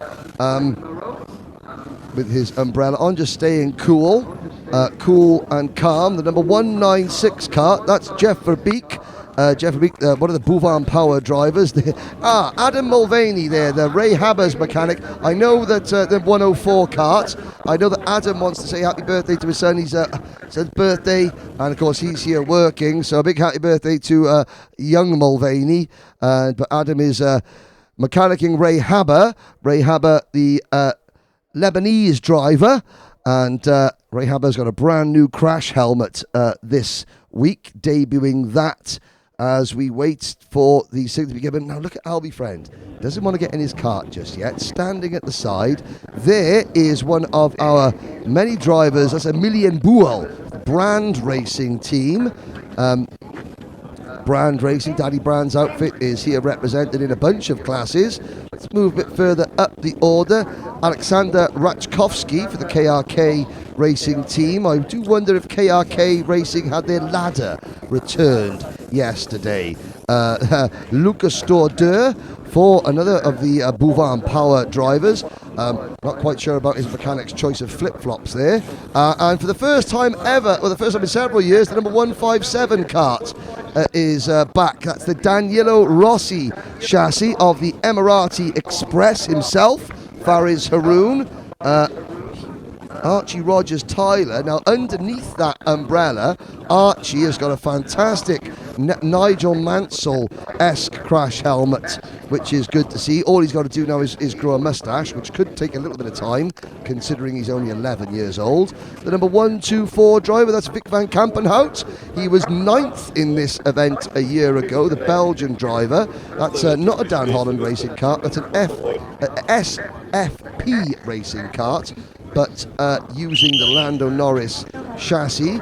There is Martin Soltis, and giving his mechanic a high five as we are about set to move the mechanics off the grid. Jen Wade also moving her way with our camera crew off the grid. So here is your full 36 kart starting lineup. Albert Friend and Emerson McAndrew Uren will start from row number 1. Denik Babicek and Tom the Farmer Reed will go from row number 2. Michael Zions and Ari Kallenberg will go from row 3. Harry Taylor and Anton Bouchard from row 4. Reigning Micromax Rotax Grand Finals champion Jensen Chalk in kart 164 will share the next row with Switzerland Luan Seidel. Then it's the turn of Oliver Spencer and Vince van der Hallen. From Lithuania, Patrikas Josius and Martin Soltis are next. Alex Goodson and Vic van Kampenhout are followed by Filip Kijanowski and Archie Rogers Tyler. Riley Murrow and Fariz Haroon are next, followed by Jeff Verbeek, Lucas Stordeur, Ray Haber, Alexander Rachkovsky, Boris Malagranda, Emilian Buell, Mia Zanki, and then Juan Camilo Reyes Garzon from Colombia. Kimi May is next on the grid, followed by Kalyon Gyoshev, Peru's Armando Latour, Cyprus's Dilianos Georgiou, then Dominic Takash, Helena Oswald, Nikola Djurdjevic. Oh no! Emerson McAndrew Uren has stopped on the circuit, frantically looking down to see what has gone wrong. He's trying to get that kart restarted. There's a marshal with him. Something has worked loose, and McAndrew Uren walks away. Oh no! What devastation for Emerson McAndrew Uren. It's race over before it begins, and that will give Albie Friend, well, he won't be on his own in the front row of the grid, because Tom Reed, Albie's Strawberry Racing teammate, will move up. but something, and you could see by the way that Emerson was trying to look down and maybe a spark plug cap or something, he was trying to bounce the kart back into life, but the marshal very quickly said, well, he said it in French, no, and sorry, and we are down to 35. Voilà le premier rebondissement dans ce tour de formation avec Emerson McAndrew Uren, le pilote qui devait s'élancer de la première ligne, qui est contraint à l'abandon suite à un problème mécanique sur son kart. Et non, départ qualifié pour un nouveau tour pour ces pilotes, et donc avec ce coup de théâtre dans ce premier tour de formation, avec donc l'abandon d'Emerson McAndrew Uren suite à un problème mécanique sur son kart. On a vu le jeune pilote tenter de redémarrer sa machine, taper sur son moteur pour voir ce qui n'allait pas, mais malheureusement, il a dû se rendre à l'évidence. Il a dû se ranger et devoir regarder la course depuis le poste de commissaire. Il a demandé s'il pouvait traverser, mais évidemment, on lui a dit non. Well, one thing I have to say, it's not going to make M feel any better now. However, I have watched him this year, and he is a wonderful overtaker. And he will have some practice now because he has another heat later on. But of course, with scoring no points in this race, he will be starting his super heat tomorrow a little bit further back than he would like. It does, however, give him an opportunity to show everyone what a good overtaker he is. And he's from a racing family. His great-grandfather was the British saloon car champion, Jeff Uren, back in the day. And, last year's Micromax champion, trying to make it a double in Micro and Mini. But that's for later on. Here are the drivers that are going to start this race, led by Albie Friend, out into the tram lines. Friend and Reed now on the front row. Lights are out. We're off and racing. 35 drivers head towards turn number 1. Friend and Denek Babicek. Oh, and a spin in the middle of the pack. Somebody has rolled, and the camera quite correctly moves away from that. Marshall's on the scene. That is a kart, and I'm watching out the window. There is a driver. There are 2 drivers. There are 3 drivers, all stopping to help their rival. That is fantastic to see. 3 drivers in Minimax. These drivers are 9, 10, 11 years old, and they stopped their karts to help a rival who was on their head, and the drivers were there. But first of all, wonderful to see. The race has been neutralized.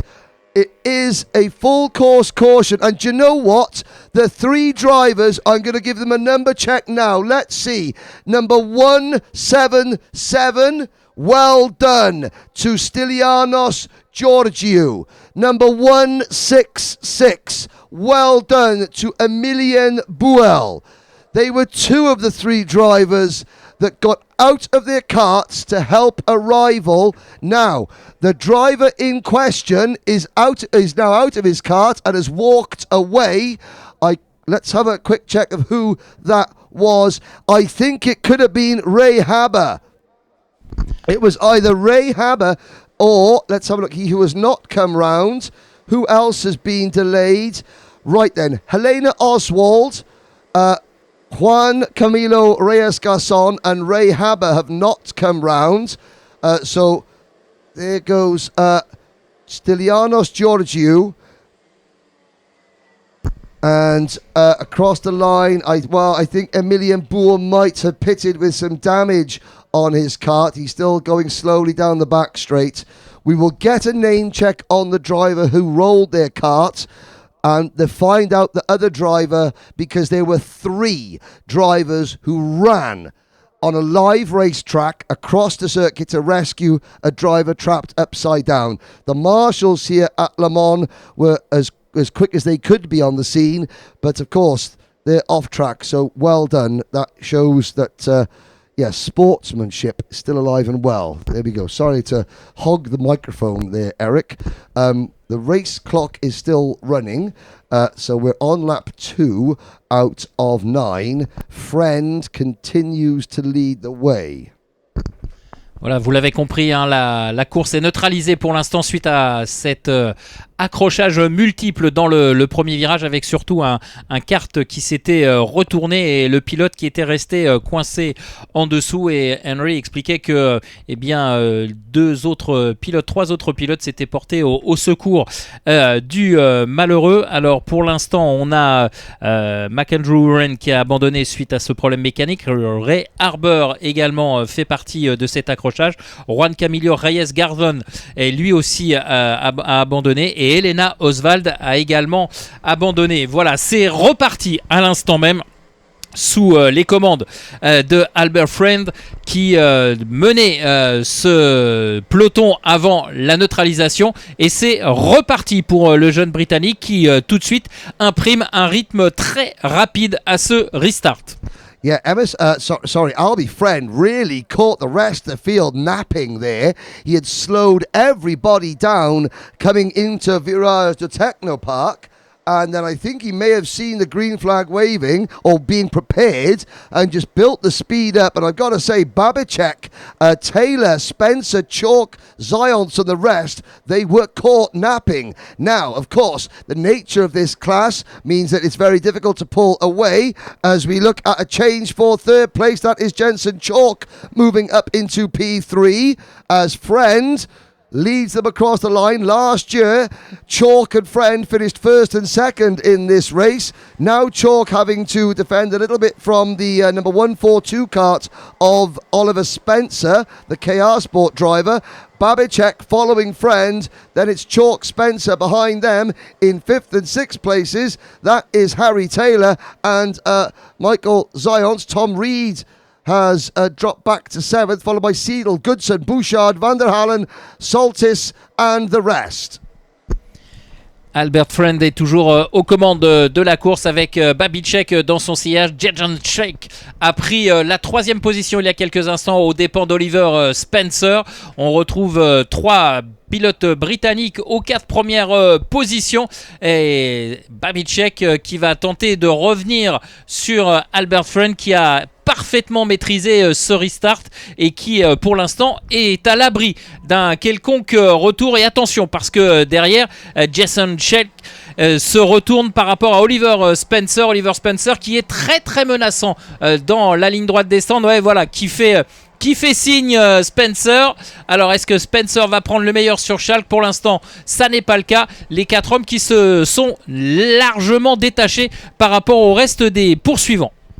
Here we go then on lap number 5 out of 9. Friend has not been able to break away from Babicek, Chalk and Spencer. However, he is not under immediate pressure, so you're not going to see Albie Friend defend because Babicek is not close enough to make even the biggest of lunges down the Cheminot Bouffe Straight, the Mini Mulsanne into Virage de Technopark.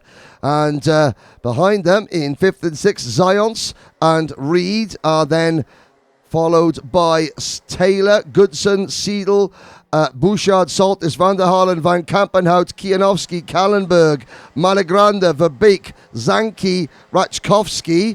I'm looking down to see several other drivers that have had issues and out of the race. Faris Haroun has retired. Sadly, the Emirati Express, that's 2 DNFs out of 2 for Faris. Stylianos Georgiou still in the race in 30th position after heroically going to help a driver in need. Kilian Gyoshev at the back of the field, so is Archie Rogers. Tyler Riley Murrow has dropped back a little bit. Meanwhile, up at the front, we're looking at some of the lower reaches of the top 10. That looks like Tom Reed chasing or being chased by Harry Taylor. There's a move going into Virage de Technopark. Ouais, Jenson Chalk a trouvé l'ouverture sur Babicek pour prendre la deuxième position, mais attention à Babicek qui est revenu dans l'aspiration du Britannique et qui pourrait peut-être répondre à cette attaque.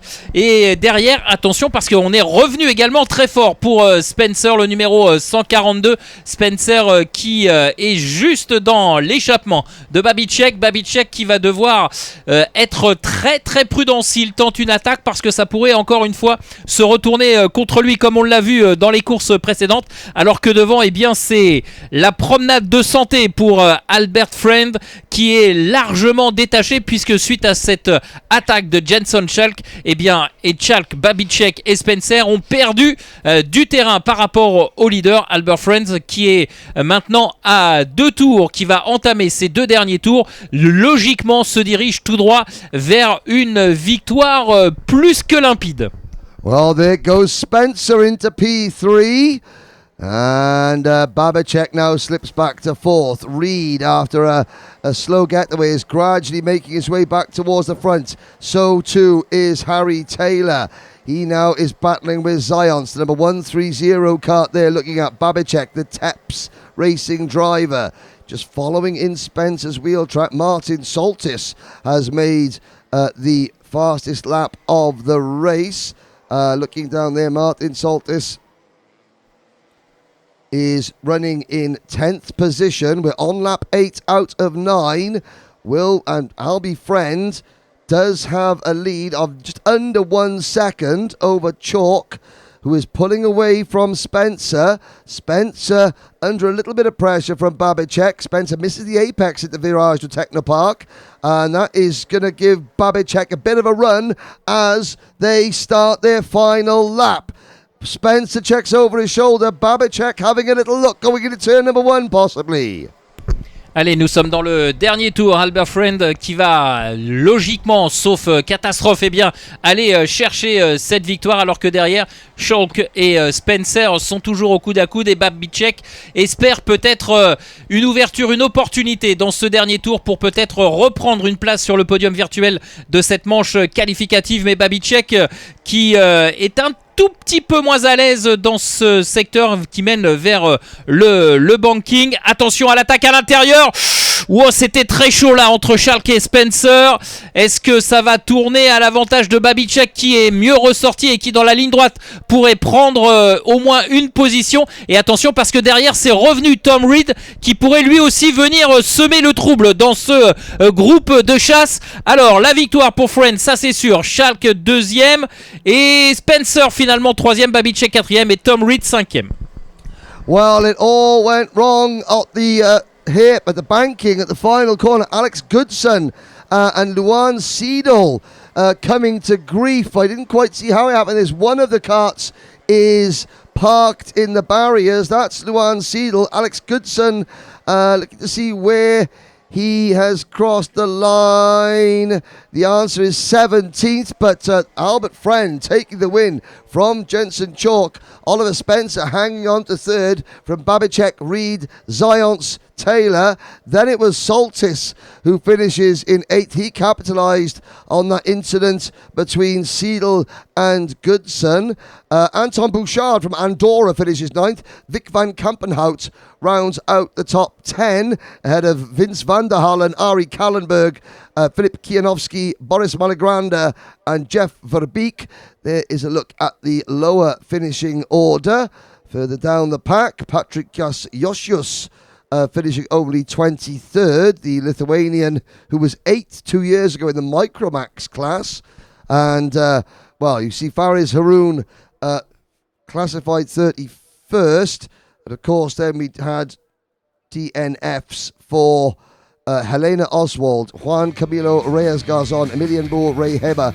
Let's have a look at the replay of the start to see who was the driver that eventually rolled over. It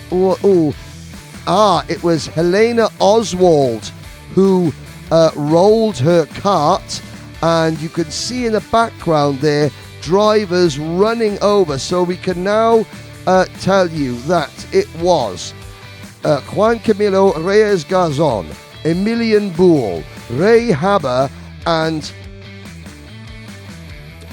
and Stylianos Georgiou. They were the drivers who ran to Helena Oswald's help and to get her out from under her cart. So well done to those 4 drivers. Here's a look at some of the action. Spencer moving into 3rd position, and the last lap up at the banking, you can see at the back there, and it was Goodson who went up the inside of Luan Seidel and just spun the cart, and Seidel then was into the barriers, but it meant that Albie Friend was clean and green. So Strawberry Racing, a fantastic 1-2 finish. There he goes, Albie Friend, everyone else in the background.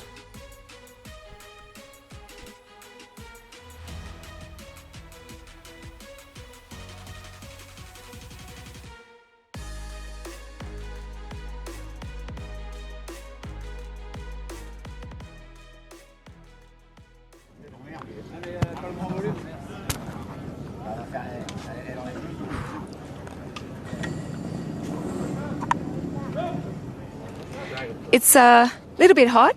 Little bit hot. Hey, Jensen, is it a little bit hot? Yeah, it's quite hot. It is a bit hot.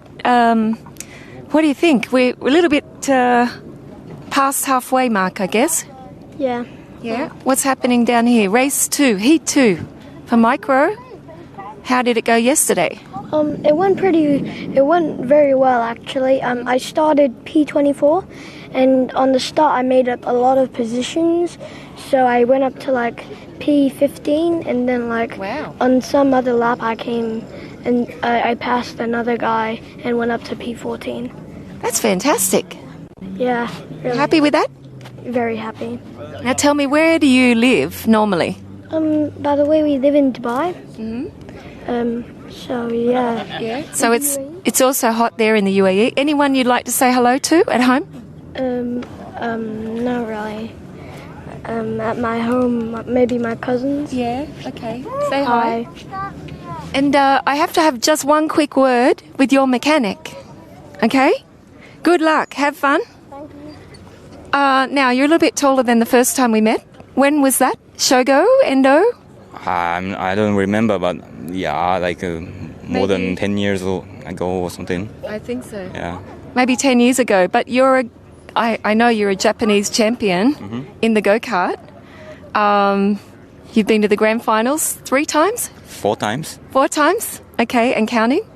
A superstar, I guess, in Japan, all Japan champion. I know that there's people, and I should have said ohayou gozaimasu. Ohayou gozaimasu. Now, but konbanwa. Konbanwa. Yeah. Okay, it's good night in Japan. Yeah. I know they're watching. Why don't we give a shout out to the Japanese fans? I know your dad's watching. Talk in Japanese, not in German, too. Not in German? Well, what should I say? Say hi to everybody. Tell them that you're having a great こんばん time. は。今フランスのルマンで楽しい時間過ごしてます。はい。見てね。Yeah. And, どういたしまして? ありがとうございます。どういたしまして Arigato. Arigato. ありがとう。 How's my Japanese? Yeah, it's good. It's yeah, good? Yeah. Okay. Yeah, sounds like Japanese. Thank you. Not really. I've got it all mixed up. Nice to have you here. And I recognise you, but I think you're about that big when we first met. So, Yep. but now, Yep. fantastic to have you on the grid here. Also, to see your driver on the grid. Fantastic. Okay. Everyone having fun? Yes? Having fun? Who wants to talk to me? Who wants to say hello to someone at home? Maybe over here? Anyone want to say hi to someone at home? Hi. Hi. No, thank you. I'm very concentrated. He's concentrated. Okay.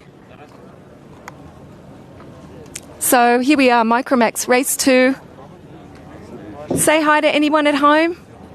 Yes? Wow, look at your helmet. It's beautiful.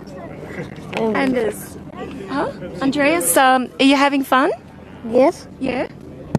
What do you like the most about being here in France? What do you like about the circuit? Is it fast? Yes. Fast circuit? Yes. Good racing? Yes. Meet any new friends? Yes. Yeah? Okay, all the good stuff that you can do in the school holidays. What better than to be karting in Le Mans? But I love your helmet. Beautiful colours. Matches your gloves. Okay, we're going to say good luck and enjoy your day. Thank you. You're welcome.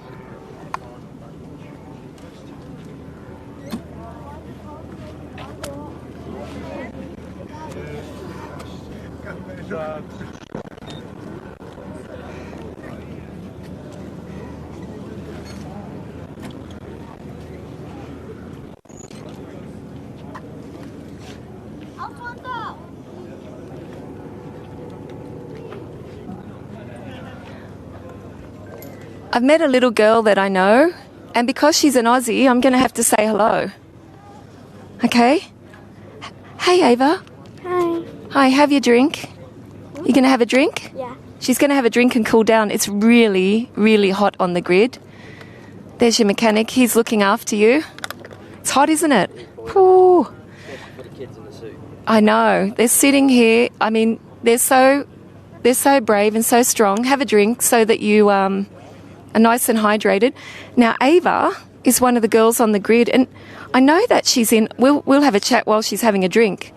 She's in one of the, I guess, initiatives for girls. Yeah. Maybe you can tell us what she's doing. What is Ava doing? She's part of this initiative for the girls. She's part of the F1 Academy, which is on the Champion Academy programme, which she got probably a couple of months back now, which we're doing really well in it. It's obviously it's first year for Ava in Europe, so she's coming to terms with the racing out here is a lot harder than from Dubai, which we're struggling with, but it's all a learning curve, and she's actually done really well. We've had top 10 finishes in Europe, which we didn't expect. For me, coming here, we wanted to learn, make it into all the finals, and yeah, she's excelled that, so I'm going to carry on pushing throughout the year and see what we can do. I think she has, and not that, we want to embarrass her or anything, but we've seen her at many races. She's really stepping up with the guys. Definitely. And, I mean, she's not on the back of the grid here. No, definitely. She's a very feisty girl, that's for sure. She'll always power through and push and move forward in all the races, and that's what she'll hopefully do in this one. Yep. And I know her parents are from Australia, my home country. So big shout out to everybody home in the Emirates and also in Australia. Give them a wave, Ava. There we go. Thank you so much for your time. That's right. Have a lovely day. Thank you.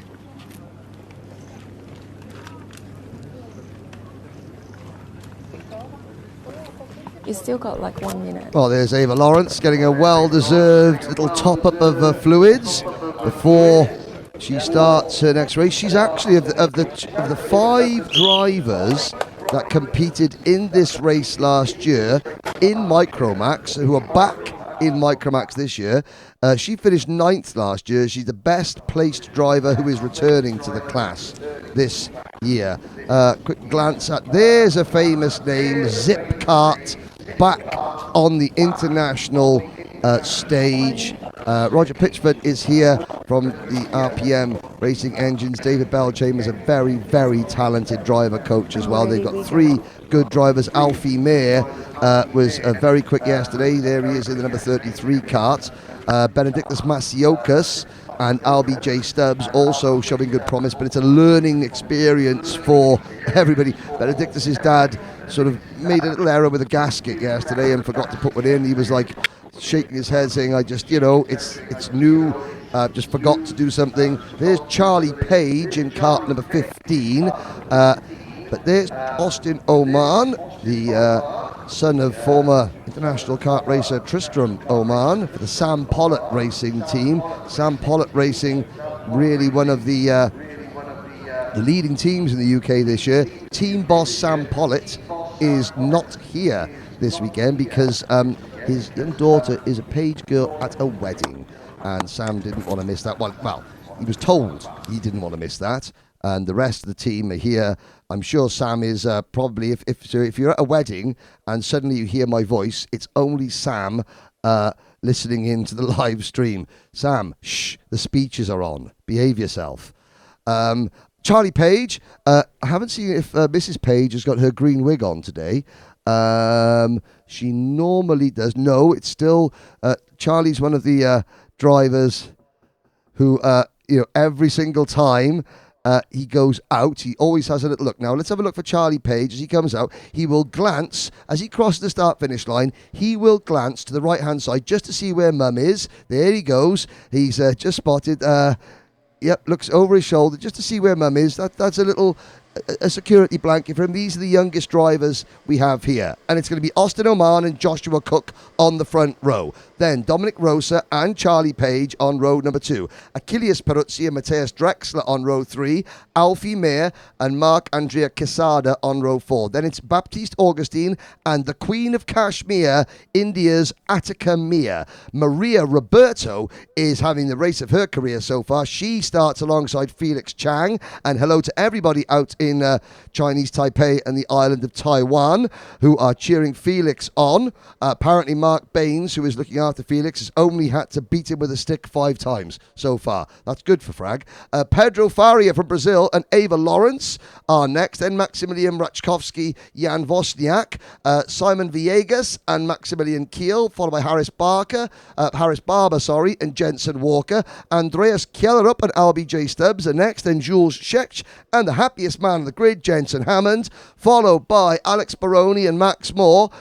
Paul Toinard and Paul Schutzman are next. Then it's Kenzo Greenhut, Theo Esquerel, Theo Steindl, Tristan Abils, Marjan Jokic, the first driver from Montenegro to ever race in the International Trophy, followed by George Pialat, just Theo Constantinou, and at the back of the grid, watch for Benedictus Masiokas. Here we go then into the tram lines, Oman and Cook, Rosa and Page. Allez, le peloton qui arrive dans le dernier virage sous les ordres de la direction de course et on s'élance et c'est validé, me semble-t-il, pour le départ. Oui, c'est le cas. Et par contre, j'ai l'impression que Austin Oman s'est peut-être fait déborder. On va attendre confirmation visuelle. Est-ce que le numéro 11... Oh là, attention, ça a été... au large là, et j'ai bien l'impression que Oman a été débordé. Oh, sorry, oh là là, ouais, effectivement. Carts flying left, right and centre. It's a cart park at turn 3. 5 drivers all trying to get their carts back up and running. The Maximilian Rachkovsky is one of them. Jensen Walker in the number 22 cart is another. And there's a very badly damaged Jensen Hammond is also out. Happy Hammond is still sat in his cart. He's being pushed to one side. Oh dear. Further back, Maximilian Kiel also involved as well.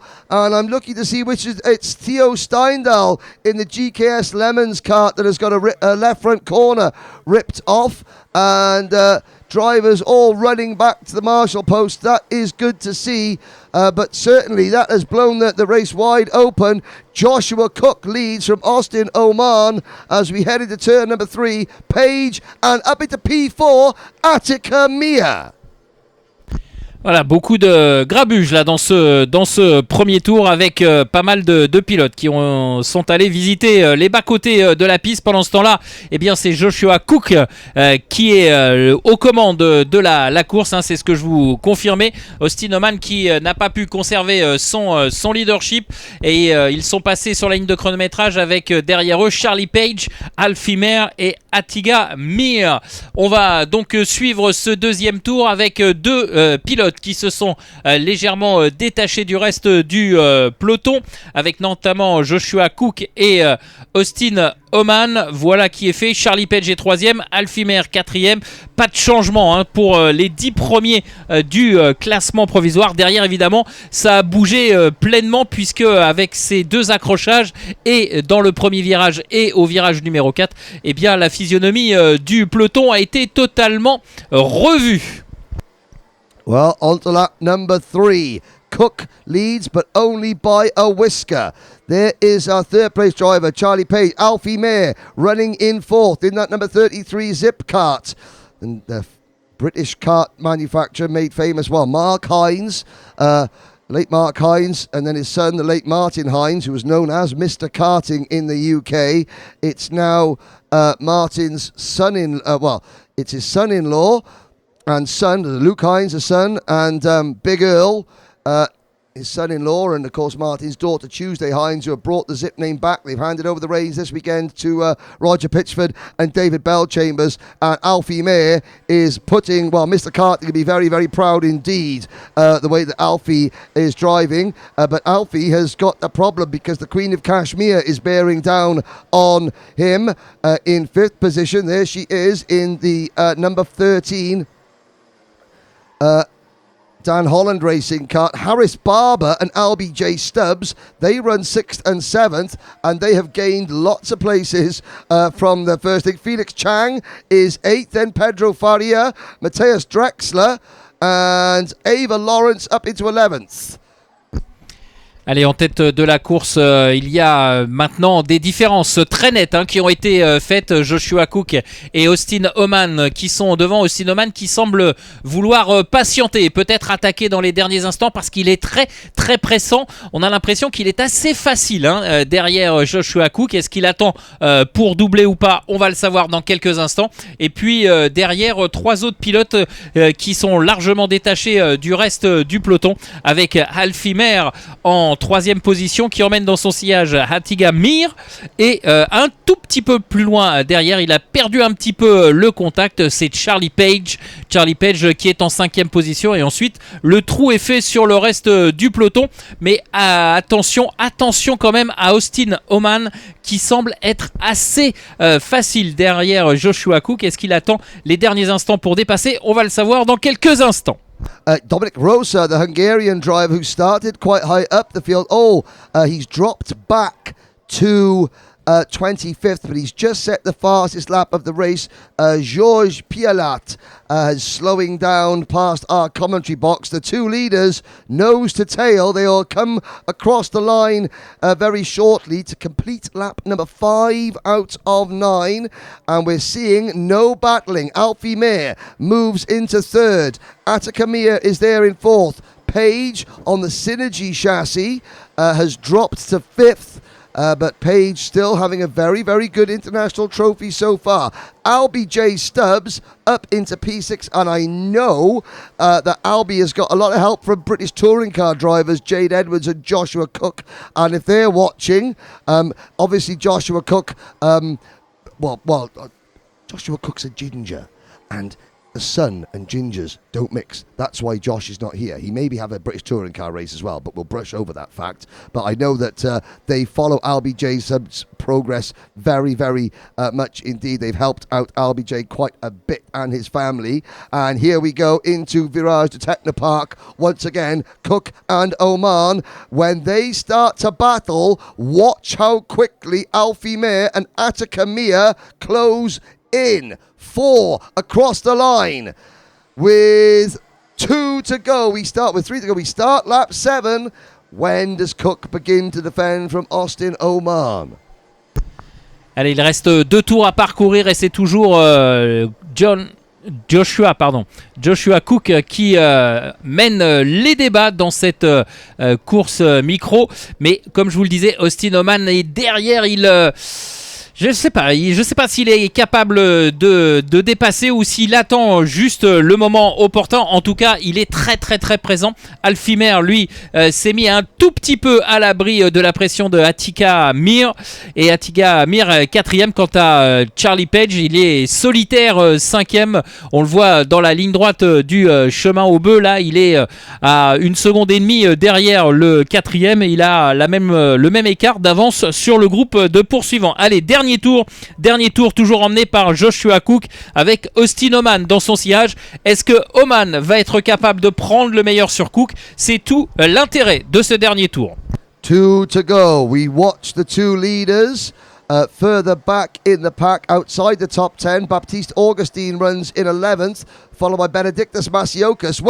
Well, Benedictus, 24 places gained in the third of the Zip entry, so all 3 Zip karts in the top 12. Then it's Ava Lawrence, Matthias Drexler, Andreas Kjellerup.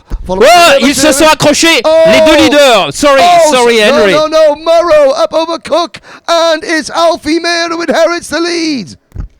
Voilà, on l'attendait, hein, cette attaque de Oman qui est venue dans le banking. Malheureusement, les deux cartes se sont accrochées, se sont chevauchées. Et du coup, c'est Mer et Mir qui en profitent. Alors, je le disais, le dernier tour, j'ai fait une petite erreur. Il reste encore un tour. Maintenant, le dernier tour pour Mer et Mir qui sont en deuxième position. Oman est désormais troisième et Charlie Page quatrième. Joshua Cook est cinquième.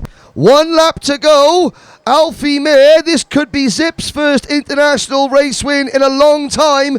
It could be the first win we've ever had in the international trophy for a young lady. It's only a heat, it matters not. It's May versus Mia.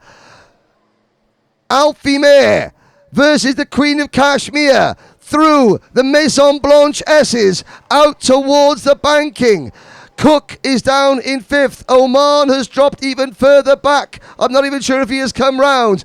Out of turn number 10 onto the Cheminot Bouffe Straight.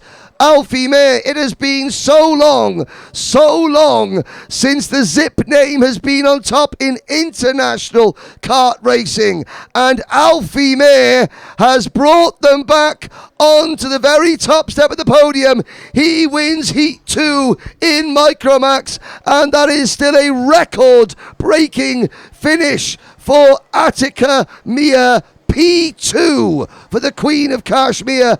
Austin Oman recovers to third. Charlie Page is fourth. Joshua Cook is fifth.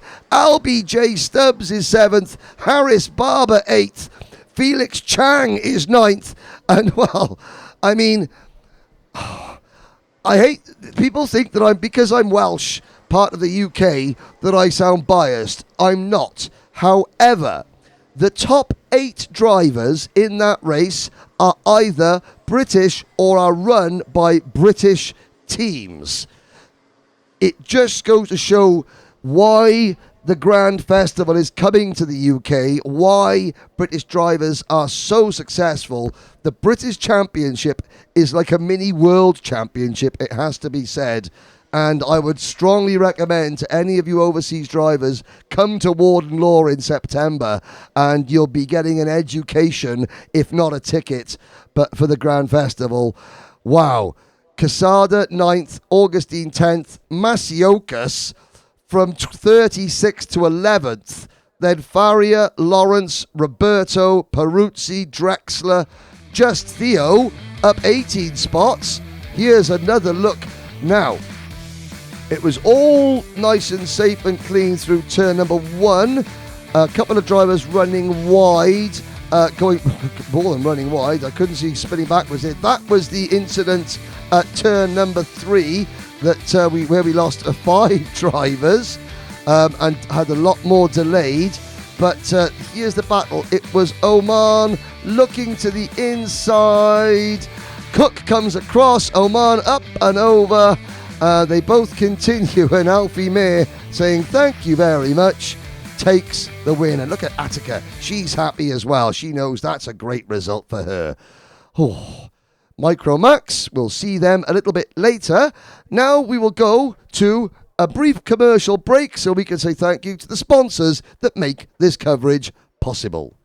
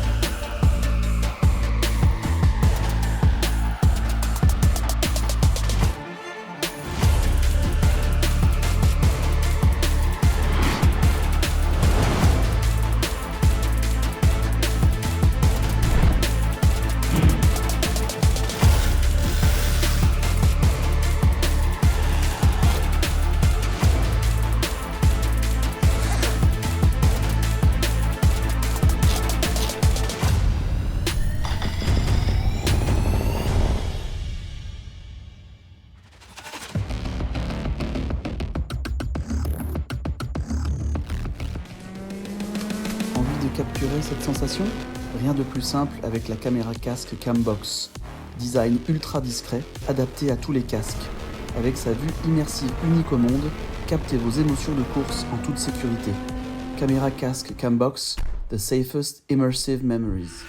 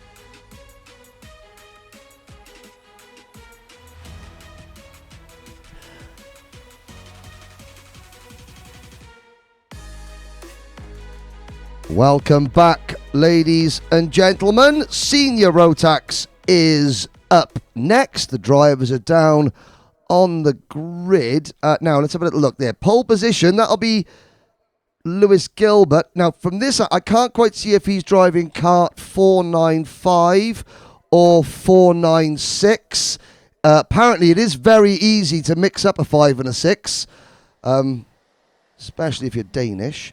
Anyway, here we go. It is Lewis Gilbert, the Diamond of Dalry, and Matej Radenkovic.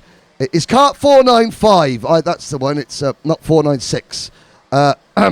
503 is Matej Radenkovic. Matthew Higgins is on the inside of row number 2 alongside Paul Grissel. Hugo Brun and Alexander Lemare are next. Elio Gilter and Andre Mela. Then Christian Baumgartner and Daniel Hausworth. Hannes Uberfeld and Titjuan Hoche.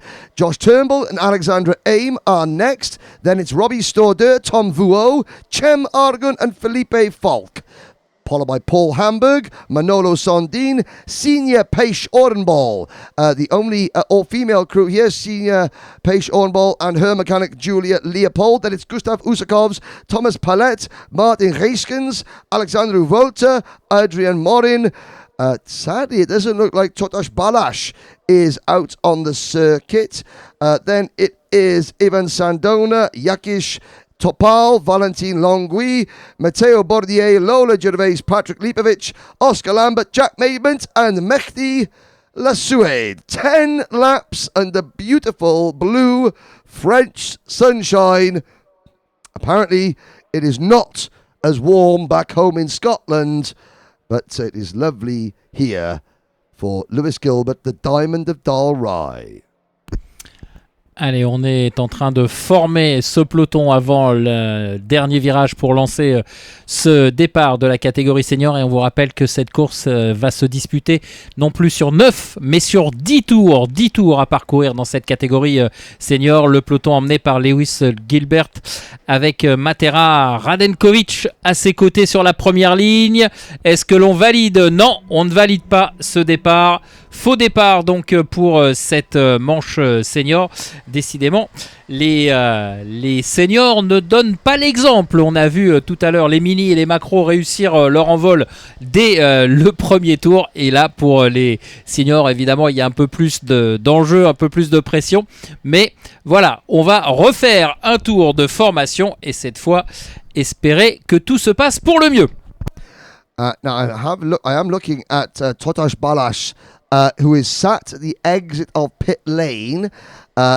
Now, Nikita Gensa, in one of the earlier races, had the same problem. When they went round for the second rolling lap, they did allow Nikita out onto the circuit. The problem that Nikita had was that he then tried to get back into his original starting position, and that led to a black flag. So Totash Balash, he would be wise to just get and sit at the back of the grid and start last. He's not going to be able to rejoin his correct starting position. I suppose he's got to thank his lucky stars that he's allowed to start at all. So if I was Totash, I would be just sitting at the back, and that would be the safest way. But 108 drivers, a capacity grid. They've been split into 6 groups. Every driver drives in 5 heat races. This is heat 4 out of 5. So it was a busy day yesterday for the senior Rotax mechanics and their teams. Only 2 races today, but still, not a bad day's work. You get a little bit more time, though, to catch a few rays. Allez, on a reformé la grille avec les 2 colonnes bien séparées. Et là, il va falloir attendre le passage de la ligne pour accélérer. Voilà qui devrait être validé cette fois avec un bon départ pour Lewis Gilbert qui semble être toujours aux commandes. Oui, c'est le cas à l'intérieur du premier virage. Et attention derrière parce que j'ai l'impression que Radenkovic a peut-être pris le meilleur. Ouais, c'est compliqué pour Radenkovic qui est un petit peu menacé, me semble-t-il, dans ce premier tour pour sa deuxième position. Totash Balash is released, but some way behind the rest of the field. The driver in the number 480 Hunter. He's got a Hunter Motorsport kart, Carlos Sainz chassis. Originally entered under the KMS Europe banner, but up at the front, Lewis Gilbert trying to break away from Matej Radenkovic. Oh no, that is Matthew Higgins in second position. And then the number 484 kart of Hugo Brun, Radenkovic, who was involved in an incident with Knud Nielsen at the end, at the start of his previous heat race. Now the Belgian driver is going to be trying to sort of salvage what he can from today. Grissel, Gilter, Baumgartner, Limari, Hausworth, Storder and Alexandra Aim, with Antoine Mahler rounding out the top 12. But a good clean start, and everyone now single file trying to set off after the fleeing Lewis Gilbert. Lewis Gilbert donc qui a bien conservé sa pole position, comme je vous le disais. Radenkovic qui a été entre guillemets, vous me comprendrez cette expression, maltraité par Matthew Higgins et Hugo Brun qui est donc en 3e position. Derrière, à la 5e place, on retrouve Paul Griesel et Elio Gilter, qui, si je ne dis pas de bêtises, est le frère d'Evan Gilter, le champion de France de F4 2023. Donc Elio Gilter qui est pour l'instant en 6e position derrière Paul Griesel, et devant c'est toujours Lewis Gilbert qui mène les débats. Mais attention, Matthew Higgins se fait de plus en plus pressant. Yes, it's Scotland versus Wales at the front of the field. Lewis Gilbert continuing to lead. Gilbert has got a fantastic record in this event the last 2 years. Second in 2022, fourth last year, as we're 3 wide, a little bit further back in the pack, coming on to the Cheminot Bouffe Straight. Higgins was last year's International Trophy runner-up. As they cross the line, we're looking a little bit further back. That is the 456 kart, I believe, of Josh Turnbull. It was the Dan Holland Racing driver. He is in 16th position, trying to hold off Gustav Usakov's Cem Argun, Manolo Sondin.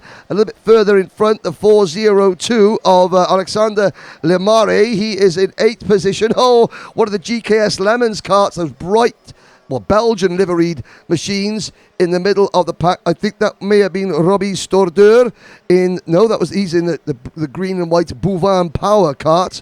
We'll have a little look back to see who that was. Maybe Martin Reiskens has a great battling down through the order. We're looking at the middle of the pack, and that, I believe, is Reiskens in the 494 kart. Gaiskins holding up. Oh, there's a Sodi kart trying to trip over.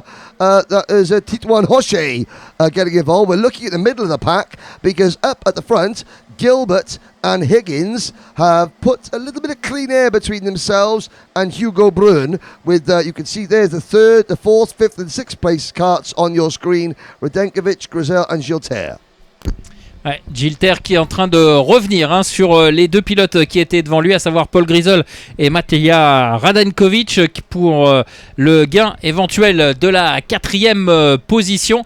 Il a refait son retard, alors que devant, Lewis Gilbert et Matthew Higgins se sont quelque peu échappés par rapport à Hugo Brun. Hugo Brun qui a bien du mal à suivre le rythme des 2 Britanniques pour l'instant. On va voir si il va pouvoir revenir sur la fin de course. Mais en tout cas, la bagarre qui s'annonce, elle est plutôt derrière pour les places d'honneur, pour la 4e place, entre Radenkovic, Griesel et Gilter, qui sont roue dans roue. Radenkovic there knows he cannot afford another bad result. He comes out of turn number 2, going into turn 3. Now into the Curba des Duchamps, the 2 trees corner. And still Grissel in that brightly liveried number 415 KPR entered machine, chasing hard. Elio Gilter in kart number 412. Kart management entered driver. Elio 42nd last year as a junior, but Grisel has managed to find a way through past Radenkovic, and it looks like Gilter also looks like he wants to have a little nibble as well. Meanwhile, up at the front, Higgins closing in on Gilbert as we begin lap number 7. Radenkovic defending into Restaurant Curve, trying to hold off Gilter for what is now 5th position. Et Radenkovic qui, à force de freiner Gilter, eh bien, voit revenir des adversaires sur eux. Et du coup, Gilter a perdu une position au profit de Baumgartner. Baumgartner qui a réussi à trouver l'ouverture tout de suite. Radenkovic qui va devoir se méfier du retour de l'Autrichien. Alors qu'en tête de la course, eh bien, Lewis Gilbert et Matthew Higgins sont toujours au coude à coude. Derrière, c'est un petit peu plus décanté avec Hugo Brun en 3e position et Paul Grisel qui a bien fait de faire sauter le verrou Radenkovic, parce que derrière, eh bien, ça devient de plus en plus chaud entre Radenkovic, Gilter, Baumgartner et Oswirtz qui reste en 8e position. Notice there Joshua Turnbull setting the fastest lap of the race in kart number 4, 5, 6. One of Higgins' teammates in the Dan Holland Racing outfit. And I noticed a lot of drivers use this opportunity, the International Trophy, to bring friends and family out for a week in the sunshine to, introduce them to what international karting is all about. Of course, in the UK, it's at the end of the school term, so there's an opportunity to take a holiday. Now, Josh Turnbull has got, his dad has got a couple of friends here. And Josh's dad used to race a long time, I say a long time ago, so long ago. The first person that Josh Turnbull's dad beat in a kart race was Fred Flintstone. Meanwhile, back at the front, it is Higgins beginning to turn the screw on Lewis Gilbert. Both these two drivers, they are very calculating, very experienced. Yes, they'll want to win a race, of course, but they know that it's all important they just keep scoring points. Maximise the point scores to keep you up at the front of the grid for your superheat. Hugo Brun in 3rd position is 1.3 seconds down, and Mehdi Lassoud, who was excluded after qualifying, he has been on a mission throughout the heat races yesterday. He sets a new fastest lap. He is up from 36th to 20th. Alors que devant, eh bien, on s'attend peut-être à une attaque de Higgins sur Gilbert. Eh bien, derrière, je vous le disais, ça chauffait entre Baumgartner et Gilter. Et finalement, Gilter a fini par trouver l'ouverture. Gilter qui revient en 6e position. Malheureusement, il a perdu pas mal de temps sur les pilotes qui sont devant lui. Pas certain qu'il ait la possibilité de revenir. Et attaque, voilà, de Higgins sur Gilbert.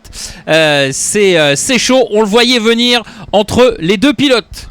Gilbert tried to defend the inside going into turn number 3. Higgins thought, maybe I'll try the outside line. Didn't quite work for him, but Gilbert knows that he cannot relax now. This is the final lap out of the banking. Through turns 9 and 10. Higgins is going to get a good run down the Cheminot-Bouffe straight, but it does look as though Gilbert has just kept him at arm's length. Good driving there for both. Hugo Brun closes in, but it will not be good enough. And Lewis Gilbert comes out of the final corner to take the victory for Kraft Motorsport. Higgins 2nd, Brun 3rd, then Grisel, Radenkovic, Gilter, Baumgartner, Hausworth, Aim, and Alexander Limari in 10th position.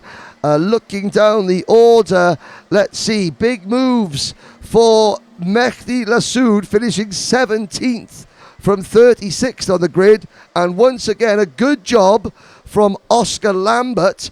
Oscar Lambert, who wrote the kart off at the first corner of his first heat race. Lee Murray and the rest of the MLC Motorsport team have James Lingard is also involved with reframing the entire kart. And Lambert, who spent some time living in Mongolia, and I know that the audience in Ulaanbaatar, which I'm told is at least one, is cheering for Oscar Lambert, even though he's now based in Dubai. 24th for Oscar, and looked like we did have the majority of our 36 drivers finish. Patrick Lipovic, the only driver not to see the checkered flag. But there we go. Senior Rotax qualifying heat C and F finished. Those drivers that you have just seen now have only one heat to go.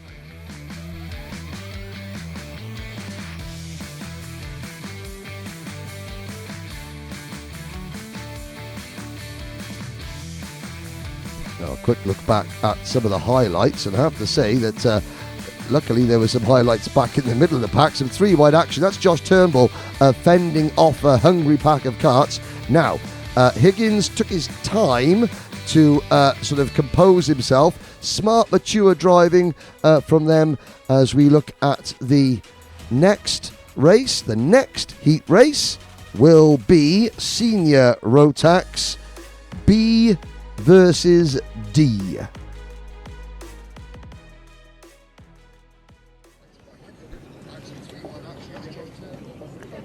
So, 10 seconds to go. No, not 10 seconds. How many minutes to go? Just 3 minutes. 3 minutes. Okay, I've got 3 minutes. Okay, quick chat with this guy, Ethan, before he throws me off the grid. I'm getting always in trouble. Ethan, last week, GT? No, Janetta Juniors last week. Yes. Had 3 second places over the weekend, so it was good points. And how's that going for the championship? Leading the championship at the minute, but still got quite a few rounds left, so anything can happen yet. And our winner from last year you are, in seniors, and you're back on the front row of the grid. Yeah, obviously, good qualified second in group. Clipped the curb on my best lap, which was a mistake from me. Sort of compromises a little bit, but apart from that, it's been a good week. And we're up at the sharp end again, so looking for another great result. You just love karting. You don't want to leave. Yeah, karting's very good. It sort of keeps me a little bit active throughout the season. Of course, the car racing's kind of a little bit spread out, isn't it, sometimes, between races? Yeah, we got 8 weekends with 3 rounds per weekend, so it's sort of not much racing, but it's still really good. How does that compare, for anyone watching, when you go from karting? How many races would you have done, like, normally last year or the year before? I'm not sure, to be honest. We raced nearly every weekend last year, did a lot of racing, obviously. Maybe 25 or 30 weekends? Yeah, and now sort of a little bit, not as much racing, but still quite a bit. But yeah, I'm really enjoying it. It's good. It's really nice to have you here, and I'm happy that you're doing well. Different team this year, so you like to mix it up a bit? Yeah, obviously with strawberry racing last year, won it here, with Sam Pollock this year, and we'll see what we can do. We will. We're going to see what you can do, and you're going to have a great race. Have fun. Thank you so much for your time. Have I still got time to see Macaulay? There's Caden. Let's have a look. Anyone you want to say hi to, guys, at home? No. My mum's here. Oh, your mum's here. Okay. What about your dogs or...? No, my cat, maybe. Okay. Thanks. Macaulay Bishop, I mean, this guy is one of the most accredited young... How old are you now? 15. 15. Accredited young drivers in British history at his age of 15. Caden, anyone you want to say hi to? Yeah, I want to say hi to Macaulay's bird. He's just a little bit shy. It's all right, he's camera shy, but he's having a little smile now, so at least we've lightened him up before he's gone out. That's right, which is important, isn't it? Because, I mean, as serious as this is, it's also really tough racing out there. Yeah, for sure. As long as you enjoy it, you'll perform. Yep. So even the best guys give some good tips to the kids, the little ones, that they've just got to calm down, enjoy, have fun. Macaulay, anything about the track that we can tell anybody that's going to give them a tip if they're a young driver watching today? What do you think? Anything special about this track? No, it's getting pretty grippy now, so it's more fun. Yeah. Okay, pretty grippy. We're going to be watching you and you. Good luck, guys. Thank you. Thank you for your time, and hi to your bird. You see what I have to work with? I mean, it's great. Although my dad used to say don't work with children or animals, but... Or idiots. Or idiots, okay. But that's okay. You know, everyone's different, and we know they're out there. Karting's full of everybody that's different. Who else have we got here? Hamza. You want to say hi to anyone? Hamza? Want to say hi to anyone at home? Yeah, my mom, my dad, my whole family. Hi. That's another point. You're here from Dubai? Jordan. Jordan. Okay, wow. So another point that most of the parents are not always on the kart track. That's right, isn't it? That's right, yeah. And I love my parents. They're always involved in the sport with me, and they just always keep my confidence up. We're in a different world, in case you're not from karting, but I think most people watching are from karting. Huge community, big family, lots of friends. Yeah, of course. Yeah, my whole family likes cars in general, so they love to watch all my races and everything, so... Yeah. Okay. We're going to say hi to everyone and bye to Hamza. Thank you. Okay, soon we have to get off the grid. Who else is here? Anyone you want to say hi to at home? Yeah, my friend, my family in Israel who's supporting me. Okay, all the way from over there. So good luck. Thank you. Everyone's getting so tall. It's crazy. I feel like it's Land of the Giants. Who else is here? Here we go. All the umbrellas are out, Tino. I thought he was going to take the umbrella then. No, you can't take it. Okay, so here it is. It's all starting to get a little bit serious now. But it's going to be fun, isn't it? It's going to be fun? For what? Is it going to be fun? Out there? Lots of fun? No. No, it's not fun. But you've got your visor sticker on from Portimao. Good luck. Thanks.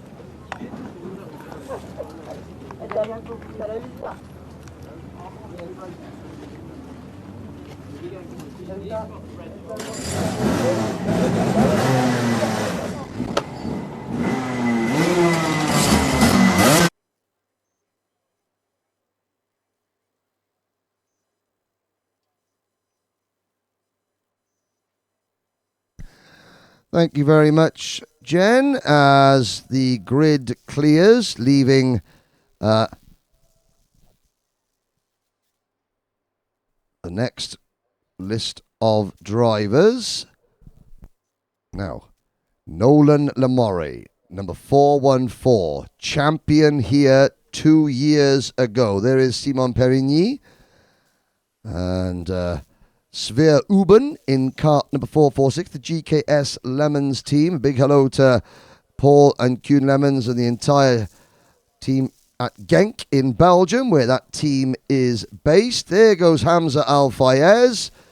And here we go then, on to the rolling lap. The starting lineup as follows. Pole position, Nolan Lamore, the 2022 senior champion. The 2023 senior champion, Ethan Jeff Hall, starts alongside him on row number 1. Svea Uben and Macaulay Bishop go from row 2. Simon Perigny and Caden McQueen go from row 3. Hamza Al Fayez and Lucas Schlegel on row 4.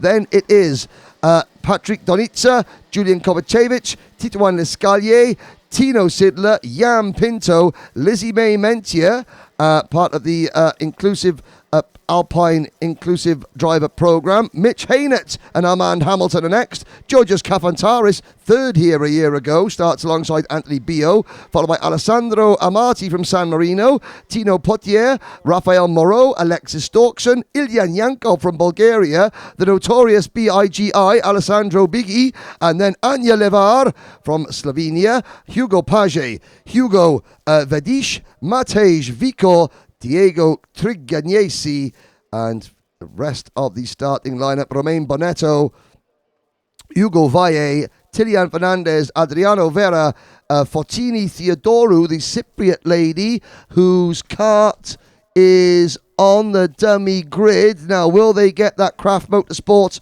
Rotax Cyprus entry fired up in time? Loris Legree and India's Adish Mehta are the remaining starters.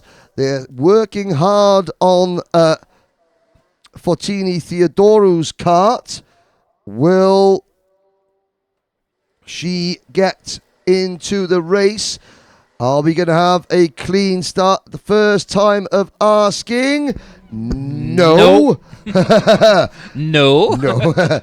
Well, and that means that work continues apace with Fotini's kart, the young Cypriot lady. Have to say, this is the biggest deputation of Cypriot drivers I have seen in a long time at an international Rotax event. And I have to say that it's probably got a lot to do with their sort of new relationship with Craft Motorsports, because a lot of the Craft karts are entered in association with Rotax Cyprus. Well, that's what the Rotax Cyprus people have told me to say. Anyway, but no, Craft Motorsport have really emerged as a leading team in Europe over the last couple of seasons, not least helped the Gilbert family, who have brought the team to the UK. Obviously, it's a German-run team. Jan Stiak, a couple of years ago here, was incredibly impressive, and their numbers are growing across the world. And I do have to... a lot of these karts have got very, very striking liveries and graphics packages, but the electric blue and sort of deep pink coloured karts graphics on the Craft Motorsport kart, when the sun is shining, you can see there the 5th and 6th karts on the right hand side. They look absolutely, they really do glisten in the sunlight. Allez, on espère que cette fois, ça va être la bonne. Voilà, la direction de course qui veille au grain dès la sortie de ce virage. Et cette fois, c'est la bonne. C'est parti avec Nolan Lemeray qui est aux commandes avec l'entrée dans ce premier virage. Le poleman qui garde la position de pointe. Non, il est débordé à l'extérieur et c'est finalement, me semble-t-il, Ethan Jeff Hall qui aurait pris la deuxième position, le numéro 487. Oui, il me semble que c'est lui, Ethan Jeff Hall, qui est en première position. Yes, from the outside of row number 1. It's game on at the front, and you can see at the back of your screen there, they did get Fotini Theodorou's kart out and running. She will at least join the race at the back of the field. Sver Uben in that equally bright Belgian liveried GKS Lemons powered machine. Macaulay Bishop is just behind Uben in 4th, but it's Sam Pollett Racing leading. Oh, and there's one of the Craft Motorsport karts getting it all sideways through Paddock Bend, and they stacking up like dice behind him as we go through Restaurant Curve at the start of lap number 2. We have an 8-kart breakaway at the front, led by Jeff Hall. There's Bishop into P3 past Uben, with McQueen, Alfayez, Lescaille and Perigny in the lead group. And oh, it was always going to go wrong behind them. And if you look at the back of your camera shot, it has, as battle on for the race lead, and a problem for the number 498 kart. That's Caden McQueen out of the race. Ouais, McQueen qui est contraint à l'abandon. Caden McQueen qui s'est rangé à l'intérieur du circuit. Alors est-ce que c'est un problème mécanique? Est-ce que c'est suite à un contact? En tout cas, cet incident qui a touché McQueen a créé une scission dans le groupe de tête, alors que Jeff Hall est sous la menace de Lemeray. Nolan Lemeray qui est de plus en plus pressant sur le Britannique, et Macaulay Bishop qui tente de revenir en emmenant dans son sillage Sver Uben, le pilote belge, en 4e position. Derrière, on retrouve Hamza Alfayez. Attention à lui, il a été très agressif hier dans les autres manches de qualification, et on peut s'attendre à quelques situations un petit peu rocambolesques. En tout cas, ça va être chaud. Et Simon Perigny et Titouan Lescalier sont en 6e et 7e position. Further back, just off screen there, Anthony Bio and the number 444 kart of Ilyan Yankov, the Bulgarian driver on the Formula K chassis, had her coming together, coming out of turn number 1. And, well, they're both back in the race after words being exchanged. Here comes Lamari, though, into turn number 1. Bishop trying to go round the outside. Not this time. Jeff Hall, Lamari, then Bishop, followed by Uben into turn number 3. Then there's a gap back to Alfayez, Perigny and Lescalier. Armand Hamilton is now up into P8, followed by Jan Pinto. Mitch Haynett on the TB kart is next. Then it is Lizzie May Mentia, and the rest led by Alessandro Padina Amati in 12th. Here are the leaders, though, and Ethan Jeff Hall is going to have to be very... There's Bishop with a move for P2, and Lamari fights straight back, and Lamari into Virage to Technopark retakes P2. Ethan Jeff Hall will try and use this to his advantage and scuttle away.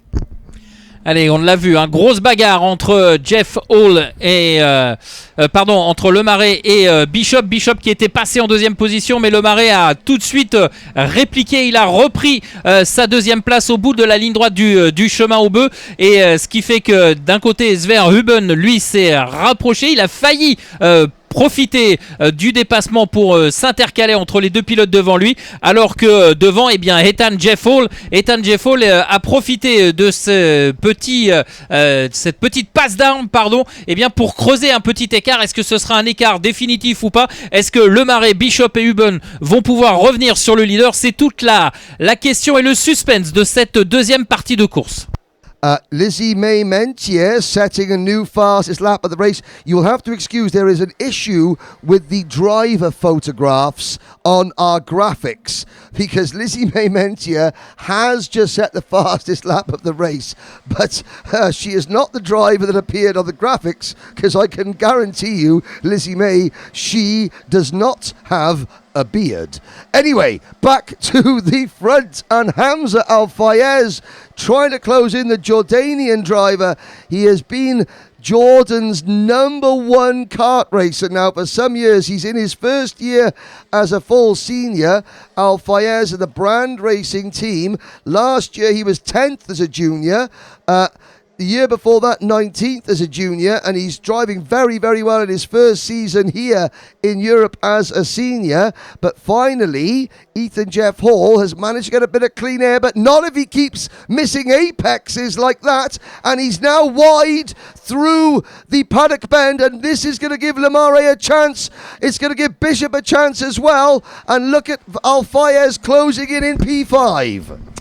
Et oui, on le voit, Al-Fayez qui revient sur le quatuor de tête parce que Ethan Jeff Hall est en train de se défendre, de fermer toutes les portes, et forcément c'est pas la meilleure trajectoire absolue, c'est pas la performance absolue, c'est plus de la défense pour le pilote britannique. Et de fait, comme Nolan Le Marais n'arrive pas à trouver l'ouverture, ça bouchonne un petit peu, et ça permet à Al-Fayez, à Périgny et à l'escalier de revenir. Attention, attaque à l'intérieur.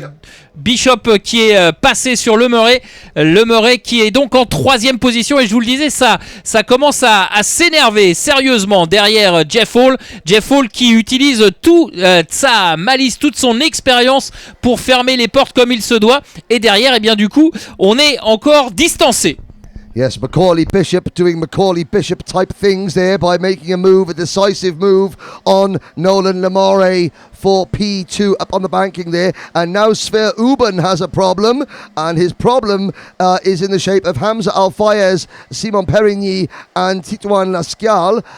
If you have a look, the two, Simon Perigny's crash helmet is almost identical to Ethan Jeff Hall. There's Lizzie May Mentier again. Well, no, it's not Lizzie May Mentier in the picture, but it is her fastest lap, 54.092 seconds.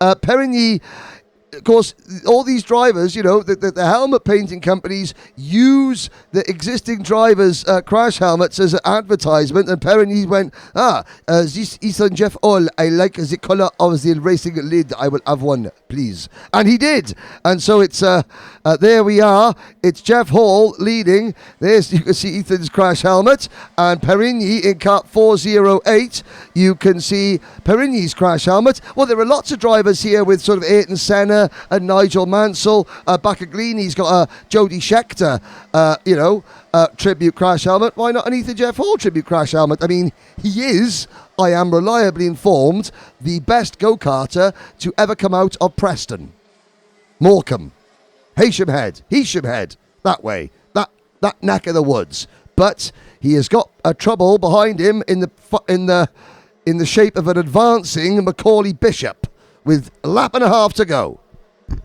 Allez, on va rentrer dans le dernier tour dans quelques instants. Voilà, Jeff Hall qui est en train de négocier le virage du paddock dans son avant-dernière fois. Il s'est retourné pour voir quelle était l'avance qu'il avait sur Macaulay Bishop et sur Nolan Le Marais.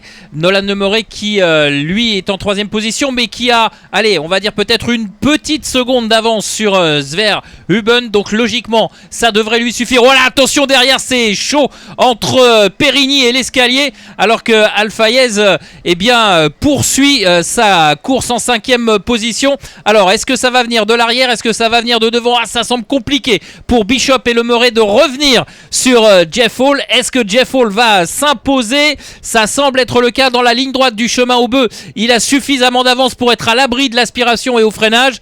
Est-ce que ça va passer pour Le Murray sur Bishop? Rien n'est moins sûr. L'avant-dernier virage et on se dirige tout droit vers une victoire de Jeff Hall. 2 corners to go. 1 corner to go. Ethan Jeff Hall and the Sam Pollitt Racing team are victorious once again. Bishop second, Lamari third. Look at the battle behind. Alfaez holding on to 6th position. Titouan Lascalier making that move on Alfaez on the final lap for 5th position. Good result for Sver Uben in 4th place. Lascalier 5th, Alfaez, and Yam Pinto, the Israeli driver, who is now entered by the KSB Racing team, and he is finishing in 7th position. Perigny is 8th. Armand Hamilton is 9th. Mitch Haynett rounds out the top 10, and Lizzie May Menchia finishing in P11. Rafael Moreau, Patrick Donitza, Theo Poutier, and a good result for the notorious BIGI in 15th position. As you look at the remaining runners down the order, trying to see, well, Tino Sidler, the younger of the 2 Sidler brothers from Switzerland, falling back from a decent starting slot to finish 23rd. Now, in addition to Caden McQueen retiring, we also lost Hugo Paget, Anthony Bio, Georgios Kafantaris, Loris Legris, and Adish Mehta from that race. But they all have 1 race to go. And here are a few of the highlights. Now, here's McQueen at the 3rd row of the grid. He was soon to disappear. Jeff Hall had to defend early on. And eventually he was able to sort of defend enough, but when Bishop went for his move on Lamare, that opened the door for Ethan Jeff Hall to pull away for victory.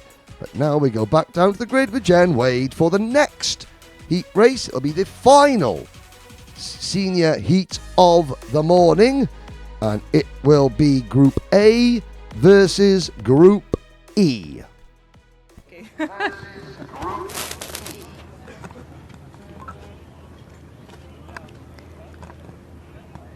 Veronica, here for your home team, family team, all the way to Le Mans. I think the only female team boss in the paddock. Yeah, I think so too. I talked to Henry and he mentioned that I'm the only one here, so happy to be here, and I'm glad to be finally here in Le Mans, because after I think 4 years we finally were able to manage to get here. Yeah, not so easy to be here, but also tell us just a little bit in a few seconds about your team, your sister. We've known you for a long time in the paddock.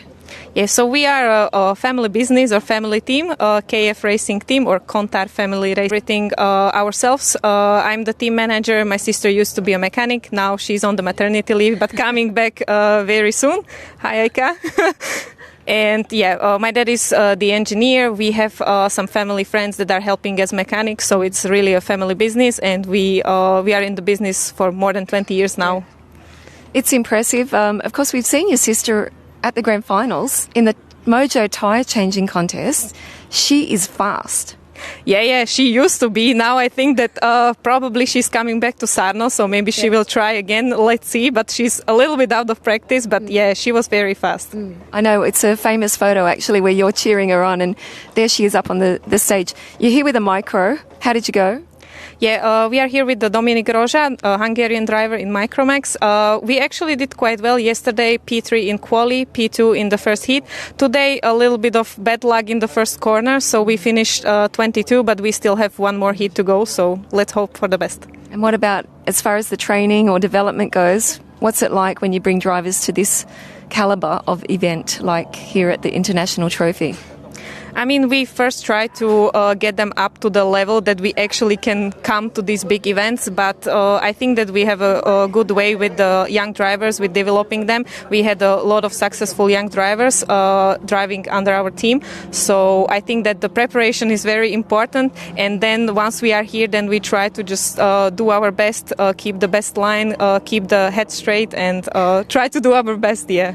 So not only are you a team boss, you're probably a psychologist and many different things, a mum as well for the kids.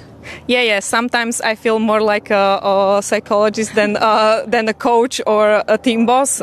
Sometimes a mom a little bit as well. But I think that the key or the most important thing is that I have the driver's respect. Even if I'm a woman, they know that if I'm telling them something, it's definitely going to work on the track because I have it first checked with bigger categories or other drivers. So I think that the relationship works very well, not only with Dominic, but all the other drivers that we have at home. I have to agree with you, and we've seen each other many, many years, probably in that 20, most of the 20, here on the track and different tracks all over Europe, so and at the grand finals. So we're going to say good luck, and thank you so much for your time. I know you're busy. We had to kind of slot you in between the races, but really nice to see you here. And hi also to everyone at home watching. I know all your family and friends are watching. And I'm looking forward to see the baby. It's a boy. Maybe on the track one day in a few years. We'll have to wait and see. Another generation. Yeah, definitely. Yes, we all hope for it. And I'm also very grateful for the interview. Thank you very much. And I really hope that we will see each other on the grand finals. I hope so too. See you in Sano. Thank you. Thank you.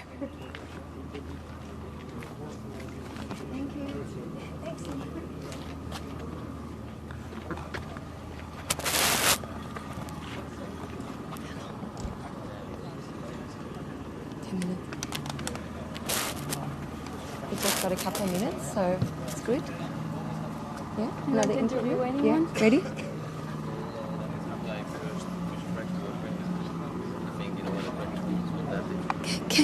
Hi. I don't want to interview you, Ray. He's saying no. Callum, I have to say hi, not just because you're sitting here, but is there anyone you want to say hi to at home? Or is everyone here? I think everyone's here, apart from the family at home, but and everyone will be back at the base from Strawberry. But other than that, yeah. Okay, hi, back to base. What about you? Fantastic to see you here. You've been world number 1 in Rotax, world number 1 in another class, racing many, many years. Any tips for any of the kids watching, how to get to where you are? I think just obviously be determined and just have your sights set and just that's all you can do sort of thing, and just make sure you just focus and learn off everybody. There you go. He's in the go-kart, running to the go-kart now. I held him up. But Callum Bradshaw.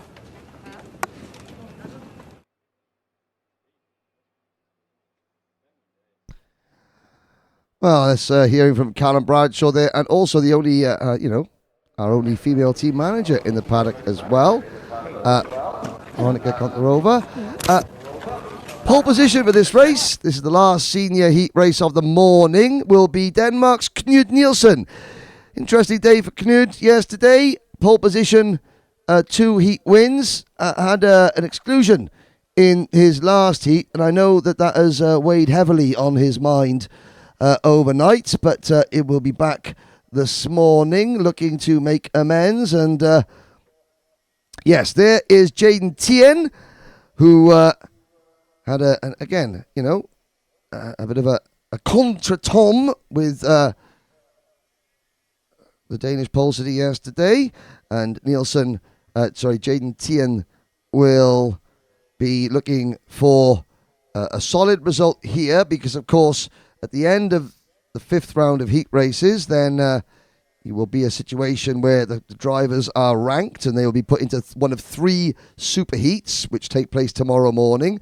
There is George Nassar, the Lebanese driver, very, very impressive throughout the day yesterday. Elia Papachena hops into his kart right at the last minute, and that's not that he forgot he had a go-kart race to do, but he a lot of these drivers, they do like to wait to the very end. So here's your starting lineup. Knud Nielsen and Arthur Robin on row number 1. Hugo Martinello and Tom Bio on row number 2. Jaden Tien and Tom Langlois on row number 3. Elia Papachena and Mario Sidler on row 4. George Nassar and Kiko Fracassi on row 5. Hugo Grasto and Tommy van der Stroys row 6. Ethan Thorne and Callum Bradshaw row 7. Tom Cave and Jort van Wyk on row number 8. The Maltese Falcon, Nicky Gauci and Antoine Taron go from row number 9. The top 20 rounded out by Thomas Ibsen and Maxence Bouvier. Scotland's Alex Duncan, hello to Mum, watching back home. He is there in the number 490 kart, starting alongside Ice Sebi. Colin Vashni and Benjamin Vassou are next. Greece's Emmanuel Leodakis is joined by Rafael Benatwil, Sasha Aim, and Saudi Arabia's Laith Mumina are next. Down towards the back end of the grid, we have Jan Schmidt, Naeem Bonji, Jordan Morris, Karim Solyak, Jamie Burt, Kuwait's Jabba Al-Sabah, Philippe Panier, and Ruben Morel. And it does appear as though all 36 karts are out on circuit. The RS competition, number 502 entry, Tony Kart chassis of Knud Nielsen leads the Gillard of Arthur Robin. And have to say that with 35 drivers just behind him, the odds are weighted against Nielsen in this one. But he drove very well yesterday. Can he put in a repeat performance today? Et c'est parti du premier coup cette fois dans cette dernière manche de la matinée avec Nielsen aux commandes avec derrière lui trois Français, Arthur Robin, Hugo Martinello et Tom Biou qui sont au coude à coude là pour essayer de prendre une position. Est-ce que Nielsen conserve l'avantage? Oui, pour l'instant c'est le cas, mais ça devient très très pressant derrière le pilote du kart numéro 502. En tout cas, très bon départ pour l'ensemble du peloton, même si on a quelques retardataires. Ça a dû un petit peu frotter à la sortie du virage numéro 1, mais pour l'heure, pas de gros dommages. You're down at the back of the field. A couple of drivers coming to grief there at turn number 3. And there's a problem coming out of the... sorry. Is it Robin, perhaps? Yeah.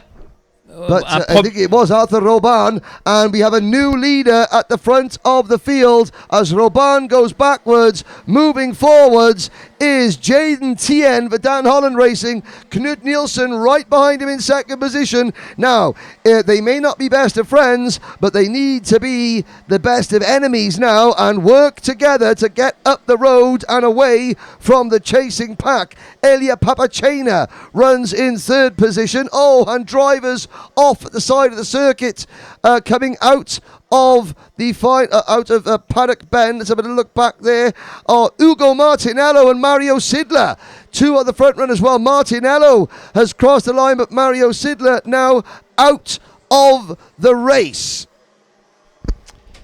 Ouais, Hugo Martinello qui est maintenant hors course suite à ces problèmes. On a vu des pilotes dans l'avant-dernier virage qui sortaient de leur carte, alors que pendant ce temps-là, Tien et Nielsen sont toujours en train de s'expliquer avec Jaden Tien qui l'a fait à l'intox, qui a passé quasiment toute la ligne droite retournée en direction de Nielsen avec les visières évidemment chromées. On ne voit pas le regard, mais on imagine bien ce qui a pu transpercer la visière de Tien.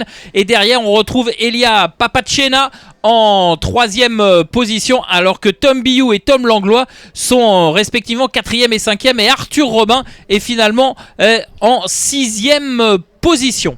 Yes, after that moment on the opening lap, Robin is there at the head of this train of karts.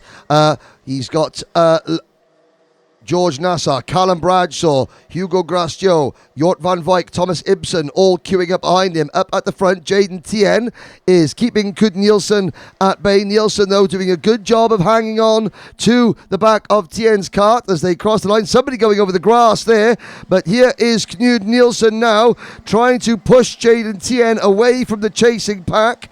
Again, shows they have to work together. They may have crossed swords yesterday, but today they have to cooperate. if they both want a good result. Papachena in third position is 1.2 seconds down. Can the MKC Motorsport driver close in? Behind Papachena, Tom Bio and Tom Langlois are next. Then a gap back to Roban, Nasser, Bradshaw, Grastio, Van Veek, Van der Struijs, Cave and Gauci, with Kiko Fracassi for Strawberry Racing down in 14th position. Bradshaw picks up another place, and not quite sure who was that being dispatched accordingly coming through the turn 9 chicane, but here we go. The two leaders cross the start-finish line as we look further back in the pack, and Knud Nielsen, I have to say, after his exclusion yesterday in heat number 3, took a bit of criticism, so did the team, but Nielsen is now showing that he can pedal that wagon no matter how much it weighs, and he is holding on to Jaden Tien very, very well indeed. All credit to the Danish driver.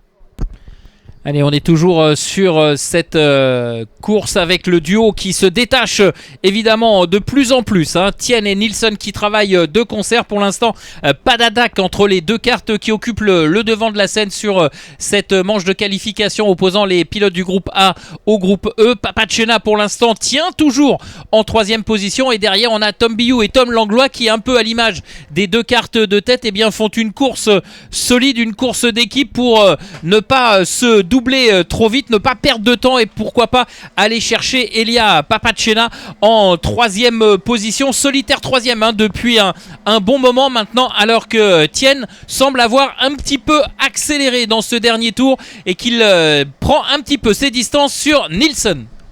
And 3 wide further back in the pack going into turn number 3. We are running lap number 6 round Curb de Touchon, and now into turn number 5 through the Maison Blanche S's out towards the banking. You've got to take a lot of curb going into those S's, but then got to be careful that you don't unsettle the balance of the kart. Here is the fight. Now, is that Kiko Fracassi in the mix there? It certainly is one of the... Well, Bradshaw has gone through in 7th. Oh, there's a move. And that was a Colin Vashni, I believe that was, in the number 490 kart. The 460 kart. And Vashni, who passed a bunch of drivers yesterday after...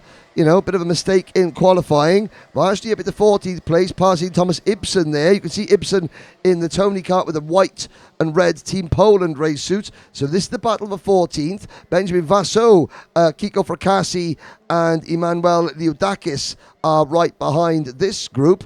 14th, 15th, 16th and 17th. Nicky Gauci is on the fringes of the top 10 once more, the only driver here representing Malta. And is that Fracassi now having a little look at the inside? Yes, it is. Does he make the move on Vassot? Yes, he does. Allez, du mouvement dans le milieu du peloton, car devant, eh bien, les positions semblent un petit peu se décanter. On voit Tien qui a pris un petit peu d'écart sur Nielsen, qui a pris lui aussi ses distances sur Papachena. Et derrière, les deux Français, Biou et Langlois, qui n'arrivent pas à revenir sur le kart italien numéro 443. C'est toujours l'écart qui est stabilisé. Et derrière Arthur Robin, après ses mésaventures du début de course, eh bien, qui lui aussi bute un petit peu sur le rythme qui est devant lui, et il reste solitaire 6e. On se dirige tout droit vers une fin de course assez limpide pour les hommes de tête, sauf incident, mais en tout cas Tien, Nielsen et Papachena semblent bien installés à leur position. We start lap number 9 out of 10. Oh, and who was that over the grass?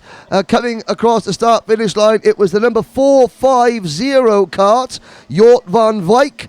And Van Wijk now falls back to 10th position behind Tommy van der Struijs. Elia Papachena, 53.521 seconds is closing on Knut Nielsen. The gap is 9/10 of a second between the Italian driver and the Dane running in P2. Jaden Tien, well, there's only one way that you can rebound from a bad result, and that is by winning your next race, and Tien looks like he's about to do that. Nielsen is quite a way back now, and Papachena closing in with Bio and Langlois rounding out the top 5. Dernier tour. Last lap board goes out for the Netherlands. Jaden Tien and his number 493 Dan Holland Racing Kart.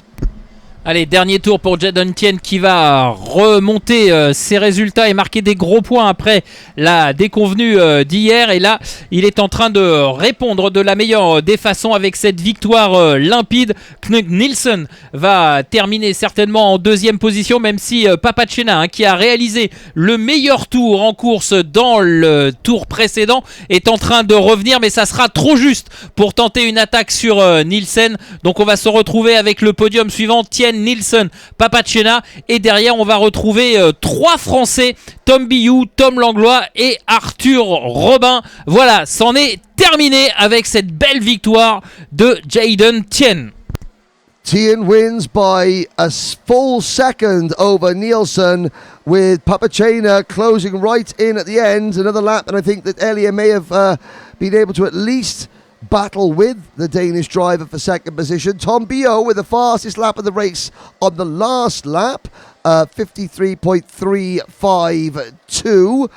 Then Tom Langlois, Arthur Robin. George Nassar continues his excellent weekend in 7th place. Callum Bradshaw is 8th. Tommy van der Stroy's 9th. Then Jort van Wijk and Nicky Gauci in 11th, with Tom Cave, Thomas Ibsen, Hugo Grasto and Kiko Fracassi the rest of the top 15. Now, further back down the order, as you look at on your screens, the top 12 results. We sadly lost Mario Sidler on the opening lap. Hugo Martinello, who collided with Sidler, also eventually retired the number 401 kart. And Jan Schmid from Austria failed to finish. Down at the back of the field, Jordan Morris, Maxence Bouillon, Philippe Panier, Jamie Burt, just outside the top 30. But a good result for Jabba Al-Sabah, up 5 places for the Kuwaiti driver to finish 29th. That is it for this morning's action. The lunch break will begin now. We will be back as we look at the replays. The next race will be at 2 p.m. local time, so in about 90 minutes, which gives you plenty of time to recharge your batteries. Speaking of batteries, that was the moment at the back of the field where a bunch of drivers got held up. And as we look, as the leaders, Jaden Tien, and that was Arthur Robin getting some serious airtime coming out of turn number 9 on the opening lap. Robin recovered to finish 6th, and there was, there's a few more drivers sort of discovering the local agriculture here in central France. A good battle between the likes of Bradshaw, and we're looking, there's another driver trying a bit of rally cross, but up at the front now, what are we looking at here? We're looking at Nicky Gauci in the middle of those 3 karts. Jaden Tien, however, was well clear, and Bradshaw having to make move after move, eventually finishing in 8th place. Kiko Fracassi on your screen also having to do a bit of work, but it was a dominant win for Jaden Tien, and still the incidents kept happening. That was Jort van Wijk, but Tien wins to round off the morning, and that concludes the action here at Le Mans for the morning. Eric Tellis and myself will be back in just over an hour's time with the last round of heat races here at the 2024 Rotax Max Challenge International Trophy, brought to you by 3MK Events and WFR Live TV.